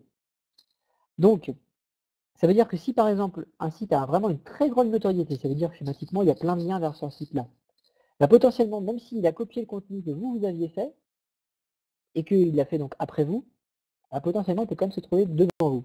Alors c'est rare, mais ça peut arriver.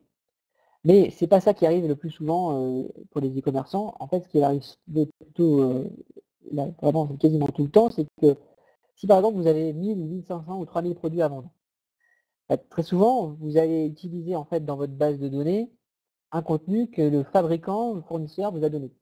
Et le problème, c'est que ce contenu, potentiellement, déjà, un de vos concurrents l'avait déjà utilisé, ou alors même le fabricant lui-même l'avait déjà mis en ligne et Google le connaît déjà. Donc, du coup,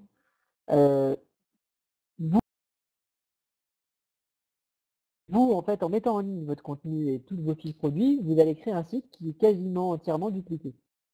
Les seuls éléments qui ne seront pas dupliqués, c'est vos pages catégorielles.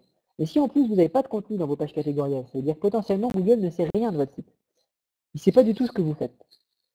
Et donc, non seulement il ne sait pas ce que vous faites, mais en plus sur les trucs où vous avez quelque chose à dire, il ne s'y intéresse pas, puisque pour lui, vous n'êtes qu'en copie de quelque chose d'existant. Donc ça peut en fait bloquer complètement le déploiement de votre site web. Donc il faut que votre site soit le plus démarqué possible. Donc on est dans le plus démarqué possible, parce que ce que je vais vous dire aussi, c'est que j'entends que créer 3000 fiches produits de 300 mots, c'est pas forcément quelque chose que vous pouvez faire tout de suite. Donc, pour vous démarquer, ce que vous pouvez faire, c'est que vous gardez vos 3000 fiches produits dupliquées, vous créez des contenus le plus long possible, donc le plus démarquant possible pour Google, pour toutes vos pages catégorielles, et vous sélectionnez, on va dire, 5 à 10% de produits, sur ceux que vous vendez le mieux, sur ceux que vous avez la meilleure marge, peu importe, et cela, vous travaillez les fiches produits à fond, vous les réécrivez, vous les faites avec un super champ lexical, etc. Très précis, beaucoup de descriptions, beaucoup d'infos. Et progressivement, dans 1 an, dans 2 ans, dans 3 ans, etc., vous faites réécrire les autres contenus. Donc, soit vous trouvez des personnes chez vous qui peuvent le faire, vous trouvez des ressources externes, offshore, etc., peu importe, mais vous arrivez à refaire les contenus. C'est possible sur les contenus comme ça qui n'ont pas une importance cruciale, parce que c'est un produit qui va être acheté 3 fois dans l'année, de refaire faire le texte par une agence offshore. Donc potentiellement, ça peut être à Madagascar, ça peut être au Maghreb, etc. Peu importe, vous pouvez trouver des agences qui font ça, vous pouvez essayer. Il vaut mieux éviter de tout faire faire. Par contre, faites pas faire vos contenus importants en dehors de votre entreprise. Ça, c'est vraiment à vous de le faire. C'est stratégique. C'est ça qui va vous apporter de l'argent, en fait. Donc, vous n'avez pas forcément quelque chose de plus prioritaire que ça à faire. Ce que vous pouvez vous dire aussi en élément de motivation sur la rédaction, c'est qu'à chaque fois que vous avez rédigé un contenu qualitatif, c'est un peu comme si vous vous étiez baissé pour ramasser 500 € par terre potentiellement, parce que c'est grâce à ça que vous allez créer derrière une récurrence de clients. Donc vraiment, le contenu, c'est la richesse de votre site. Donc voilà, pour le contenu dupliqué, c'est vu. Maintenant, on va arriver sur le dernier grand critère, mais last but not least, parce que c'est un critère hyper important encore aujourd'hui. Alors, pour parler des liens, on va déjà aborder la question du PageRank. Parce que souvent, on entend dire que le PageRank est mort. Alors, le PageRank, c'est quoi? On va prendre un petit schéma sympathique qui a été fait déjà il y a longtemps par une agence. Voilà. En fait, le PageRank, c'est une note de 0 à 10 qui est donnée à toutes les pages web du monde par Google. Donc, pas un site, mais des pages. C'est-à-dire que quand on dit tel site a tel PageRank, en fait, c'est un peu un abus de langage. On parle souvent de la page d'accueil de tel site. Mais ensuite, toutes les autres pages du site, elles ont aussi leur PageRank. C'est un score qui indique la notoriété de ce site. Si on veut dire, on peut aussi qualifier ça de confiance. En fait, plus ma note de PageRank est élevée, plus potentiellement ça veut dire que Google considère que quand je parle, faut m'écouter. C'est un peu comme si j'étais connu. En fait, quand quelqu'un fait un site web, quand un site web fait un lien vers votre site, il indique aux yeux de Google que votre site mérite d'être regardé. En fait, il vote pour vous, entre guillemets. Donc, à chaque fois que vous gagnez un lien, c'est quelqu'un qui vote pour vous pour que Google vous aime. Donc, on ne parle à aucun moment de trafic. C'est-à-dire qu'un lien qui vient d'une page vers la vôtre peut potentiellement vous apporter aucun trafic, mais énormément de PageRank. C'est rare, mais ça peut arriver. A contrario, un lien peut vous apporter beaucoup de trafic et quasiment pas de PageRank. Ce sont deux choses très différentes.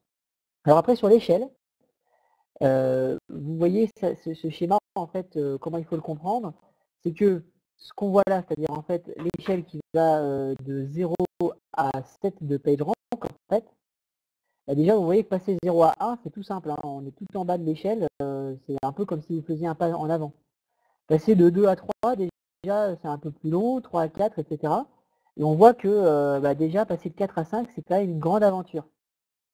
Sauf que là, quand on est à 7 et qu'on a gravi tout ce truc-là, on est en fait tout en bas de la pyramide et de la montagne que représente le PageRank pour arriver à 10. En fait, 98% certainement des sites web du monde ne dépassent jamais 4 de PageRank. Donc, plus exactement, les pages d'accueil de ces sites web ne dépassent pas 4 de PageRank. Alors, aujourd'hui, on ne peut plus savoir quel est le PageRank d'une page. Avant, Google donnait une indication, mais aujourd'hui, c'est fini. Donc, on est obligé de se fier en fait à des outils externes. Nous, chez Optimize.me, on achète des données pour ça à une entreprise qui s'appelle Majestic SEO, qui est vraiment une super entreprise anglaise, qui fait une simulation des PageRank et qui vous permet aussi de savoir les liens qu'il y a dans votre site. Donc nous, dans OptimizeMe, quand on indique les liens qui pointent vers un site et puis les liens potentiellement intéressants, en fait, on achète la donnée chez Majestic SEO. Simplement, on l'organise et on la rend plus simple à utiliser parce que Majestic, c'est plutôt un outil de référenceur. Bon, faisons un test. On va regarder quelle est, par exemple, la notoriété du site OptimizeMe. Je vais lancer la recherche. Et je vais avoir deux scores. J'ai un score en fait de Citation Flow et un score de Trust Flow. Schématiquement, le PageRank, c'est plutôt le Citation Flow, c'est-à-dire la puissance que mon site a aux yeux de Google. Si j'ai 32 de Citation Flow, ça veut dire que je dois être situé entre 3 et 4 de PageRank pour ma page d'accueil. Et le Trust Flow, c'est plutôt pour dire quel est la degré de confiance que Google donne à mon site. Ça veut dire que plus je vais avoir un fort Trust Flow, moins j'aurai potentiellement une capacité à me faire sanctionner par Google.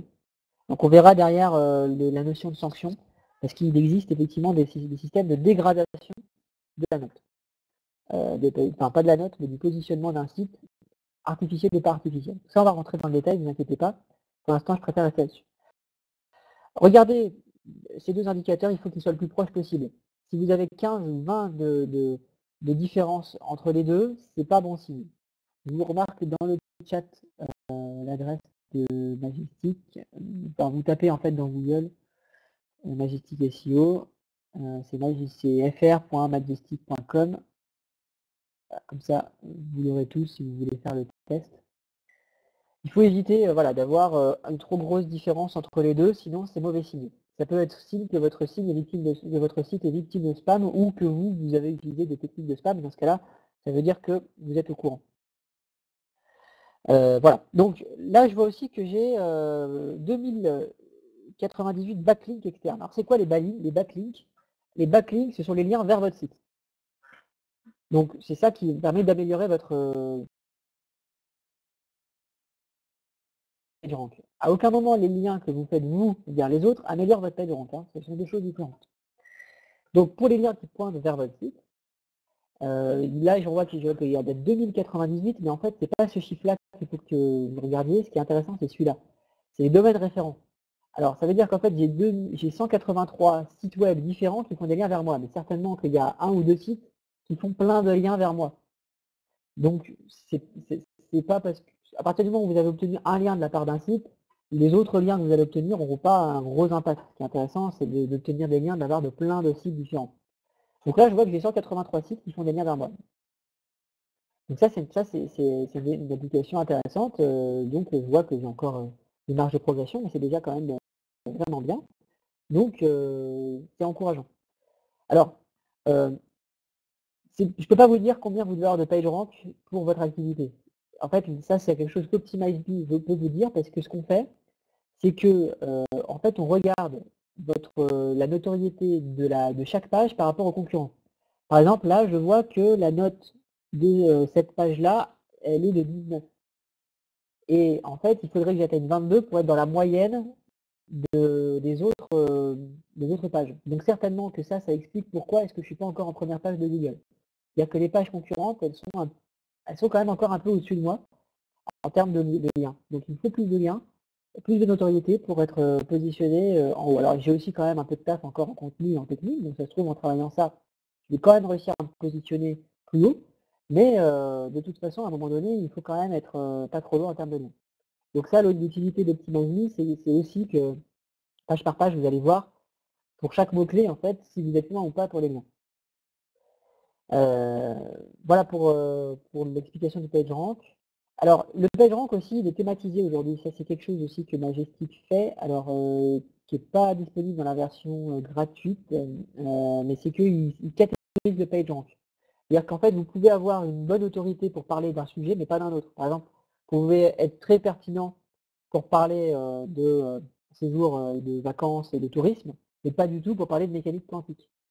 Donc, en quoi est-ce que ça c'est important? Tout simplement parce que si vous obtenez un lien de la part d'un site qui a un très bon citation flow ou trust flow, mais dont l'expertise est concentrée sur un sujet qui n'est pas du tout le vôtre, bah, ça n'aura pas forcément d'impact. Enfin, ou alors ça aura un impact réduit par rapport à ce que ça aurait été s'il était vraiment dans votre domaine.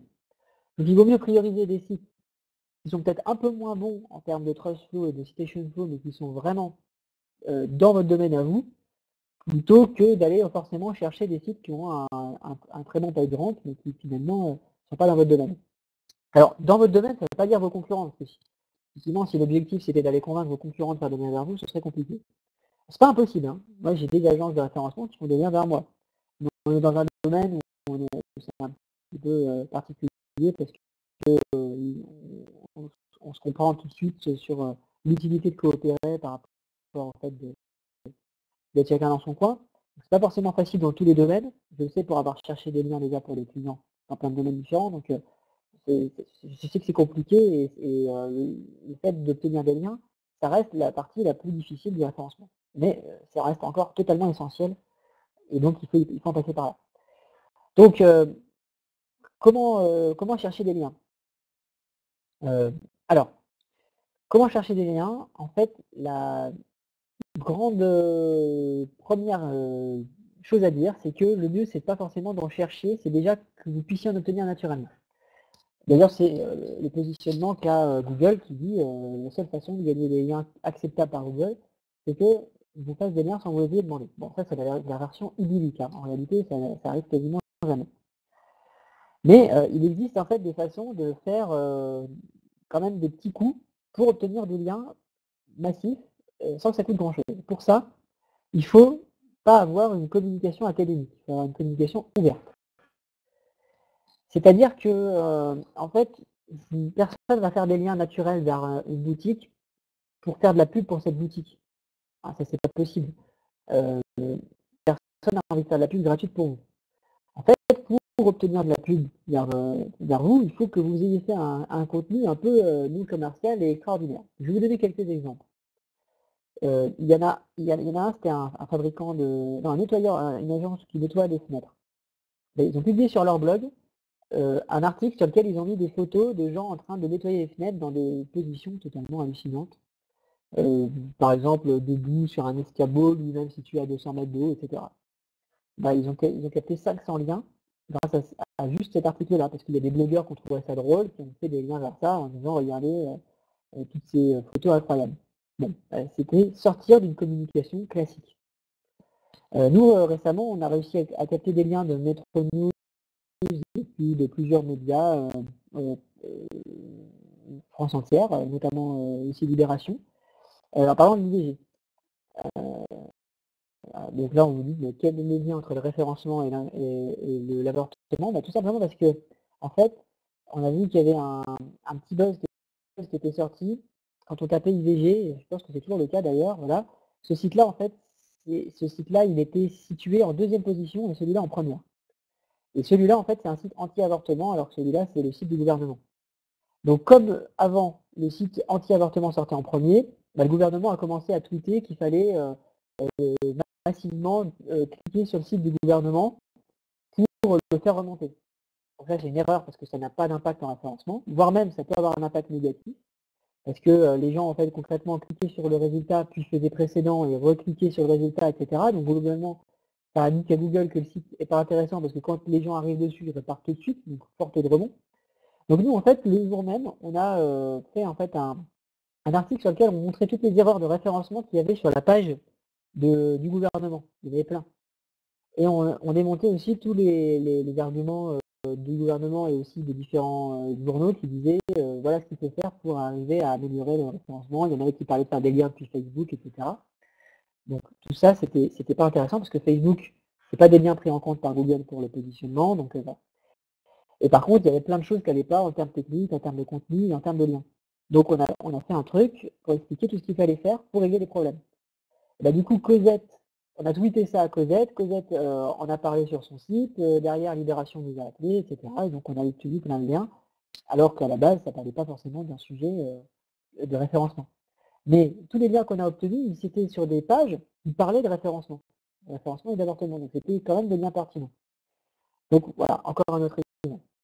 Bon, si vous voulez plein d'exemples là-dessus, en fait, ce qu'il faut faire, c'est taper link baiting, comme ça, et vous allez voir plein d'exemples sur le link dating, publiés un peu partout. Ensuite, vous pouvez faire d'autres techniques, mais il faut savoir que toutes les autres techniques ne sont pas considérées par Google comme autorisées. C'est pas pour ça qu'il ne faut pas les faire. C'est juste qu'il faut les faire avec l'utilisation et mesure. Vous pouvez faire des échanges de liens, par exemple. Ça veut dire que quelqu'un va faire un lien vers vous et vous allez faire un lien vers eux. En soi, complètement interdit par Google. Par contre, si tous vos liens sont comme ça, c'est pas bon. Et il faut que ce soit des liens qui soient faits intelligemment. Donc, intelligemment, ça veut dire que 1, je ne crée pas une page partenaire avec la liste de tous les liens vers les gens avec qui j'échange. Parce que déjà, c'est des liens qui n'ont pas d'intérêt, parce qu'il n'y a pas de contenu, donc du coup, le lien n'indique pas à Google de quoi parle la page. Deuxièmement, comme il y a plein de liens sur la même page, en fait, la notoriété qui est transmise par ces liens-là est très faible. Parce que Google ne peut pas transmettre plus de notoriété depuis une page que cette page en contient. C'est-à-dire que par exemple, vous faites un lien, enfin, vous obtenez un lien sur une page, ça vous transmet 100% de ce que cette page peut vous transmettre. Vous en faites un deuxième, c'est déjà plus de 50 et 50. Déjà ça n'a pas d'intérêt. La deuxième chose, c'est que le lien, il est intéressant s'il est dans un contenu sémantiquement pertinent. Donc le mieux, c'est que vous ayez un lien depuis un article qui parle d'un sujet en rapport avec vous. Donc si vous faites un échange de liens, dites à quelqu'un, bah, tiens, je vous propose de rédiger un article dans lequel je vais mettre un lien vers moi avec un article non commercial. C'est pas de faire de la pub pour vous, c'est parler d'un sujet que vous maîtrisez. Donc, par exemple, si par exemple vous parlez on prend l'exemple des laisses pour chiens, il y a certainement plein de choses à faire sur les animaux, comment est-ce qu'on dresse un chien, comment est-ce qu'on utilise la laisse pour le dressage d'un chien, etc. Et faire ensuite un lien à l'intérieur de cet article vers votre page à vous, en disant bah, par contre pour trouver la bonne laisse, la mieux, etc., à quelle longueur, etc., bah, vous pouvez vous reporter à cette page-là, et là cette page c'est la page où là vous vendez vos produits. Vous pouvez même faire plus indirect que ça, si par exemple ça c'est encore trop commercial, en ayant un blog, et vous recevez des liens vers votre blog, et comme votre blog il fait des liens vers vos pages catégorielles, bah, le pageant se transmet de page en page. Donc ça c'est possible aussi. Vous pouvez aussi obtenir plein de liens vers votre page d'accueil, et comme votre page d'accueil fait des liens vers les autres pages, elle va aussi alimenter tout le reste. Ah, donc c'est pas obligé de faire page à page. Maintenant, si vous obtenez un lien directement vers une page catégorielle, ce sera plus puissant malgré tout que si vous améliorez uniquement la notoriété de votre page d'accueil. Donc ça, l'échange de liens, ça peut fonctionner. Évitez aussi de faire un échange de liens dans la même journée ou la même semaine. Par exemple, quelqu'un fait un lien vers vous ferez le lien vers lui dans 3 semaines ou dans un mois. Ce sera un peu plus propre aussi. Ensuite, on a les échanges triangulaires, effectivement. L'échange triangulaire, ça veut dire, par exemple, moi j'ai 2 sites, je fais un lien vers le partenaire depuis mon site A, et puis le partenaire fait un lien vers mon site B. Ou alors c'est le partenaire qui a 2 sites, ou alors on est 3 à s'entendre. Mais dans ce cas-là, ce qu'il faut, c'est pas refermer le triangle. C'est-à-dire qu'en fait, si A fait un lien vers B, et que B fait un lien vers C, il ne faut pas que C fasse un lien vers A. Donc, parce que sinon le triangle il est grillé, quoi. Donc vous pouvez vous amuser à faire ça, mais il ne faut pas faire que ça. Il faut varier. Vous pouvez acheter des liens. Donc vous payez quelqu'un pour qu'il fasse un lien vers vous. Par contre, ça c'est vraiment quelque chose que Google va vraiment checker, il fait la chasse à l'achat de liens. Donc c'est impossible pour Google de savoir qu'un lien a été acheté, sauf si on le lui dit. Donc le on, ça peut être soit le vendeur lui-même, parce qu'il y en a encore qui sont assez fous pour marquer sur leur site qui vendent des articles, etc. Donc n'achetez pas des articles ou des liens à des gens qui marquent sur leur site qu'ils le font. Évitez d'acheter des liens sur des plateformes dédiées, parce que du coup, Google peut s'inscrire sur la plateforme et voir qui vend et qui l'achète. Et puis, évitez aussi de faire des liens, d'acheter en fait des liens sur des sites qui induisent le fait que c'est vendu. C'est-à-dire des sites où clairement il n'y a quasiment pas d'objet éditorial, ça sent le site dédié au référencement pur. Achetez plutôt des liens à des gens qui ont une autre activité, qui vont faire ça plutôt pour mettre du beurre dans les épinards, mais dont c'est pas le principal objectif. Ça peut être des blogueurs, ça peut être d'autres e-commerçants dans un autre domaine mais qui est proche du vôtre. Par exemple, si vous vendez des laisses pour chiens, il y en a peut-être un autre qui vend de l'alimentation pour animaux ou qui vend des animaux, je ne sais pas, mais quelque chose qui vous n'entrez pas en concurrence. Voilà. Ça peut être aussi une façon de bosser ensemble. De plus en plus de gens sont conscients de ça. Hein. Et puis, l'autre façon encore que vous pouvez avoir pour gagner des liens, c'est de faire de ce qu'on appelle du guest blogging. Ça veut dire je contacte quelqu'un qui fait de la publication régulière de contenu en disant je vous propose un contenu ultra qualitatif, en échange, tout ce que je veux, c'est mettre un lien à l'intérieur. Ça peut fonctionner. C'est intéressant, mais c'est un peu plus difficile à négocier, parce qu'il y en a qui disent ouais mais bon tu sais, moi ton contenu, je m'en fiche, etc. Mais ça, nous, en tout cas, dans notre secteur, on arrive à en obtenir pas mal. J'ai réussi à en obtenir dans certains secteurs, notamment sur secteur plutôt informatique, vente d'informatique, vente de services, de logiciels. C'est un peu plus dur sur des secteurs comme la bijouterie, où là c'est vraiment très très très concurrentiel, donc on va souvent être obligé plutôt d'envoyer des cadeaux à des blogueuses pour qu'elles parlent, etc. Donc vous pouvez aussi voilà, entretenir un bon réseau. N'oubliez pas aussi de faire appel à vos fournisseurs, à vos clients, avec tous les gens avec qui vous avez des bonnes relations, que vous connaissez, entretenez votre réseau. Quand vous êtes en réseau physique, il n'y a pas de raison de ne pas le prolonger en réseau virtuel. Donc voilà, n'hésitez pas là-dessus, lorsque vous échangez des cartes de visite, à échanger aussi des liens. C'est quelque chose à avoir en tête plus souvent.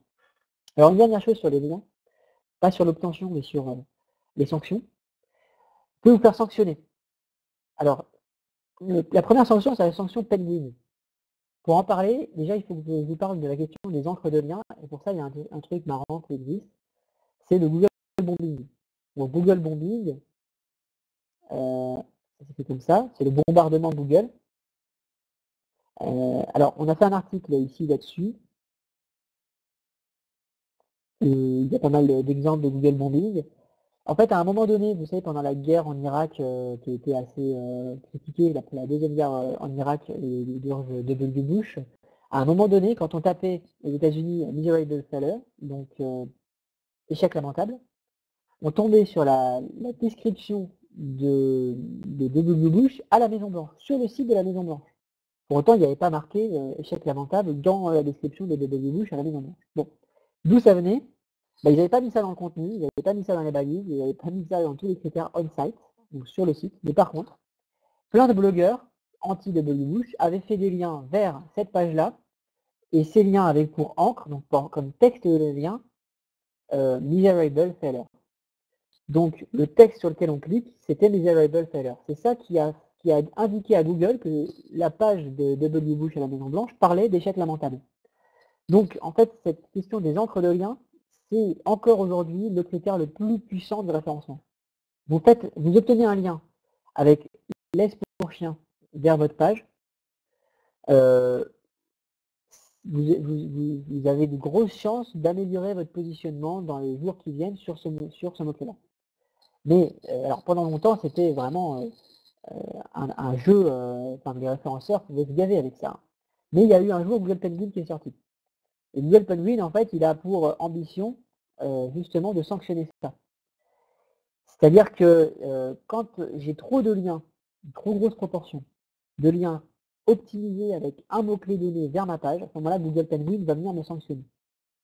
Alors, la sanction concrètement, c'est quoi? C'est qu'on va vous dégrader d'une dizaine, de quinzaine, des fois une quarantaine de places, artificiellement sur le mot-clé qui a été considéré comme étant manipulé. Donc par exemple, j'ai mis 15 fois laisse pour chien, ma page ne se positionnera plus du tout sur laisse pour chien, pour autant elle pourra peut-être se positionner sur un autre mot-clé. Donc cette sanction, elle va être vraiment par rapport à un mot-clé et une page. Alors un mot-clé, mais un mot-clé décliné, c'est-à-dire que tout ce qui va comprendre le mot laisse pour chien, ou laisse chien, ou laisse tout court, ou chien tout court, ça va être compliqué. Donc globalement, ça va quand même faire très très mal. Alors Google Penguin jusqu'ici, c'est un filtre, c'est-à-dire que c'était lancé d'un coup, à l'échelle des États-Unis puis à l'échelle du monde. Et tous ceux qui étaient pris dans le filet, ils étaient sanctionnés et c'était mis à jour que à au prochain lancement du filtre. Alors là, Google parle d'intégrer Google Penguin directement dans l'algorithme, donc ça va être fait. Ça veut dire que l'avantage, c'est que en fait, quand j'aurais été sanctionné, à partir du moment où j'aurais fait ce qu'il faut pour plus être sanctionné, je pourrais être désanctionné rapidement, parce que là, ça peut prendre 1 an, voire plus. Donc oui, effectivement, les sanctions sont réversibles, c'est-à-dire qu'à partir du moment où je suis sanctionné, si je fais diminuer le pourcentage de liens optimisés que j'ai vers ma page, eh bien je vais me désanctionner. Donc là par exemple, vous voyez que j'ai pas de sanction Penguin potentielle sur cette page-là. Par contre, j'en ai une potentielle sur ma page d'accueil. On va regarder ça. Ça, j'ai Optimize mal analysé en me disant, bah regardez, colonie cuisine, par exemple, là, je vais trop de fois vers cette page. Là, j'ai colonie de vacances trop de fois, donc potentiellement, je peux me faire sanctionner par Penguin. Donc ça veut dire qu'il faut que j'aille retirer sur ces différents sites les différentes expressions qui se présentent. Alors, là, on est dans le cas d'une attaque négative SEO. C'est-à-dire qu'en fait, ces sites-là font des liens vers le site de colonie de vacances, alors que ça n'a pas été demandé. Donc c'est en fait certainement un concurrent qui attaque. Donc là, l'avantage, c'est que je sais comment faire pour... enfin, je sais d'où vient le problème. Par contre, ce qui va être compliqué, c'est qu'il faut que j'arrive à me débarrasser de liens sur des sites sur lesquels j'ai pas la main. Donc forcément, c'est compliqué. Alors, comment faire pour savoir si je suis sanctionné ou pas? Bon, bah, pour Penguin, vous pouvez utiliser Optimize pour voir. Si vous ne voulez pas... après, l'autre façon de s'en rendre compte, c'est de voir si vous avez à un moment donné un trafic qui a chuté à un moment où Penguin est sorti. Donc là, vous pouvez regarder, tapez Google Penguin.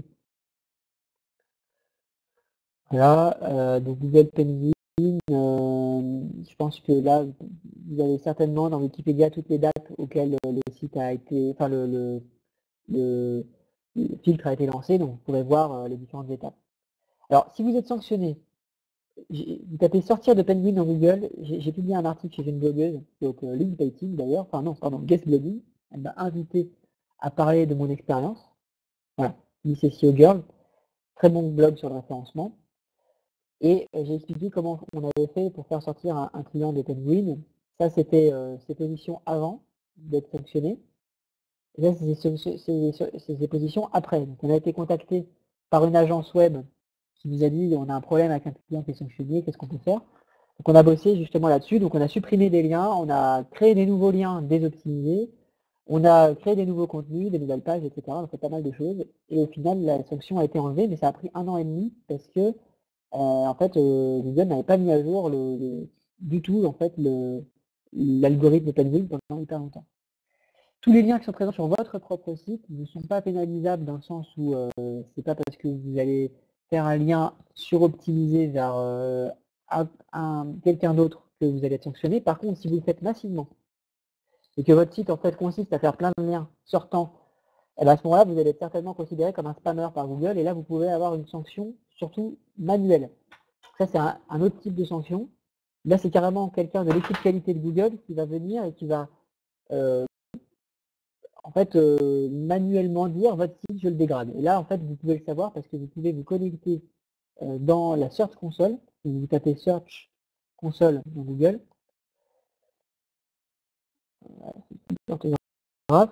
Ici, vous vous connectez à ça et Google vous dira en fait si vous avez des sanctions ou pas dans les messages. Par exemple, là, si je regarde tous les messages, bon, bah, je vois que j'ai un certain nombre de messages de Google. Donc, je vais pouvoir voir ce que j'ai comme une sanction potentielle, parce que Google va me prévenir. Alors après, si jamais vraiment vous êtes sanctionné, il va falloir forcément vous intéresser de très près à comment faire, parce que pour les sanctions manuelles comme pour Penguin, il peut y avoir la possibilité de désavouer des liens, c'est-à-dire de dire à Google ces liens n'en tient plus compte, c'est pas moi qui les ai demandés, etc. Et donc là, je ne peux pas rentrer dans le détail parce que c'est un peu long et c'est très particulier. Enfin, il y a des méthodologies pour ça, donc si ça vous intéresse, contactez-nous directement et puis on étudiera ça au cas par cas. Donc en gros, ce qui reste à dire sur l'optimisation des encres, il faut en faire un peu, à très petite dose, mais il ne faut pas en faire de façon excessive. Et pour les liens, utilisez le plus de sources d'acquisition possible. Là, dans la nouvelle version d'Optimizing, on va mettre en place un système d'accompagnement à l'obtention de liens, donc avec un système notamment pour communiquer, créer des échanges de liens en interne sur la plateforme, à condition que ce soit pertinent. Et puis un outil d'assistance pour faire du guest blogging, c'est-à-dire pour contacter le plus rapidement possible plein de sites pertinents, donc sans sortir en fait de la plateforme Optimizing, beaucoup plus rapide. Voilà, donc ça, ce sera vraiment un sujet sur lequel, si vous avez l'occasion de le tester, on sera très curieux d'avoir vos retours. On va vraiment essayer de faire quelque chose qui fasse gagner du temps, surtout, parce que c'est en fait les grands enjeux du référencement, c'est ça. Bon, j'ai pas du tout utilisé mon PowerPoint, Je n'avais pas forcément énormément de choses à vous dire en dehors en fait de différentes explications qui sont là, parce qu'on a vu en fait les différentes étapes pour choisir les mots-clés, rédiger les textes, optimiser les pages, obtenir les bons liens, donc ça c'est ce qu'on a vu. Un dernier mot sur Optimizely, en fait ça c'est des exemples de gens qui ont utilisé, enfin qui utilisent en fait notre logiciel. Vous voyez que c'est vraiment dans tous les domaines différents, avec plein de mots-clés différents. Là j'ai lab stérile et puis hypnothérapeute Lyon, DAF en temps partagé, donc c'est vraiment n'importe quel domaine. Ça c'est leur position initiale et ça c'est leur position actuelle. Donc ce sont des gens qui voilà, n'avaient pas du tout de connaissances particulières en référencement et qui progressivement se sont améliorés et ont obtenu de bonnes positions sur leurs mots-clés, qui continuent à le faire et à s'améliorer au quotidien. Et un point important, c'est qu'on s'engage au résultat, c'est qu'à partir du moment où c'est nous qui avons choisi vos mots-clés, parce que ça c'est une prestation qu'on propose, donc où c'est un consultant chez nous qui va positionner tous les mots-clés qui sont importants dans le logiciel Optimizely. Eh bien, on vous garantit que si vous avez 90% de score dans le logiciel, vous aurez 80% de vos mots-clés en première page. Donc le score c'est quoi? En fait, score de visibilité, je suis à 100 sur 100 si je suis premier sur tous les mots-clés que j'ai définis. Donc ça veut dire que là j'ai vraiment super bien réussi. Et optimisation, je suis à 100 sur 100 si j'ai fait tout ce qu'Optimizely m'a dit de faire pour être bien positionné sur tous mes mots-clés. Donc la corrélation, c'est que si vous avez 90 ici, ça veut dire que vous avez vraiment fait ce qu'Optimizely vous a dit. On vous garantit que dans les 5 mois, vous êtes en première page de Google sur 80% de vos mots-clés principaux. Une dernière petite chose, évidemment, tout ça est adapté à WinShop, c'est-à-dire qu'à partir du moment où vous voulez modifier une balise title, par exemple, vous cliquez sur comment faire pour résoudre le problème. On va vous expliquer dans WinShop en texte et aussi en vidéo comment aller régler le sujet de la balise title clic par clic, hein, pour qu'on soit sûr que vous sachiez faire. Donc, vous avez une démonstration qui vous est donnée vraiment en vidéo clic par clic. Il me reste juste à vous dire que je vous laisse mon adresse mail pour que vous puissiez me contacter si vous avez d'autres questions. N'hésitez pas en fait à prendre contact sur cette adresse-là. On vous répondra avec grand plaisir. Et si vous avez besoin aussi d'informations sur les différentes prestations qu'on propose pour la création de votre plan de référencement, c'est-à-dire sur le choix de l'ensemble des mots-clés, ou même sur le fonctionnement du logiciel, etc. On sera très heureux de vous aider à acquérir en fait ce que vous recherchez, c'est-à-dire plus de clients récurrents grâce à Google.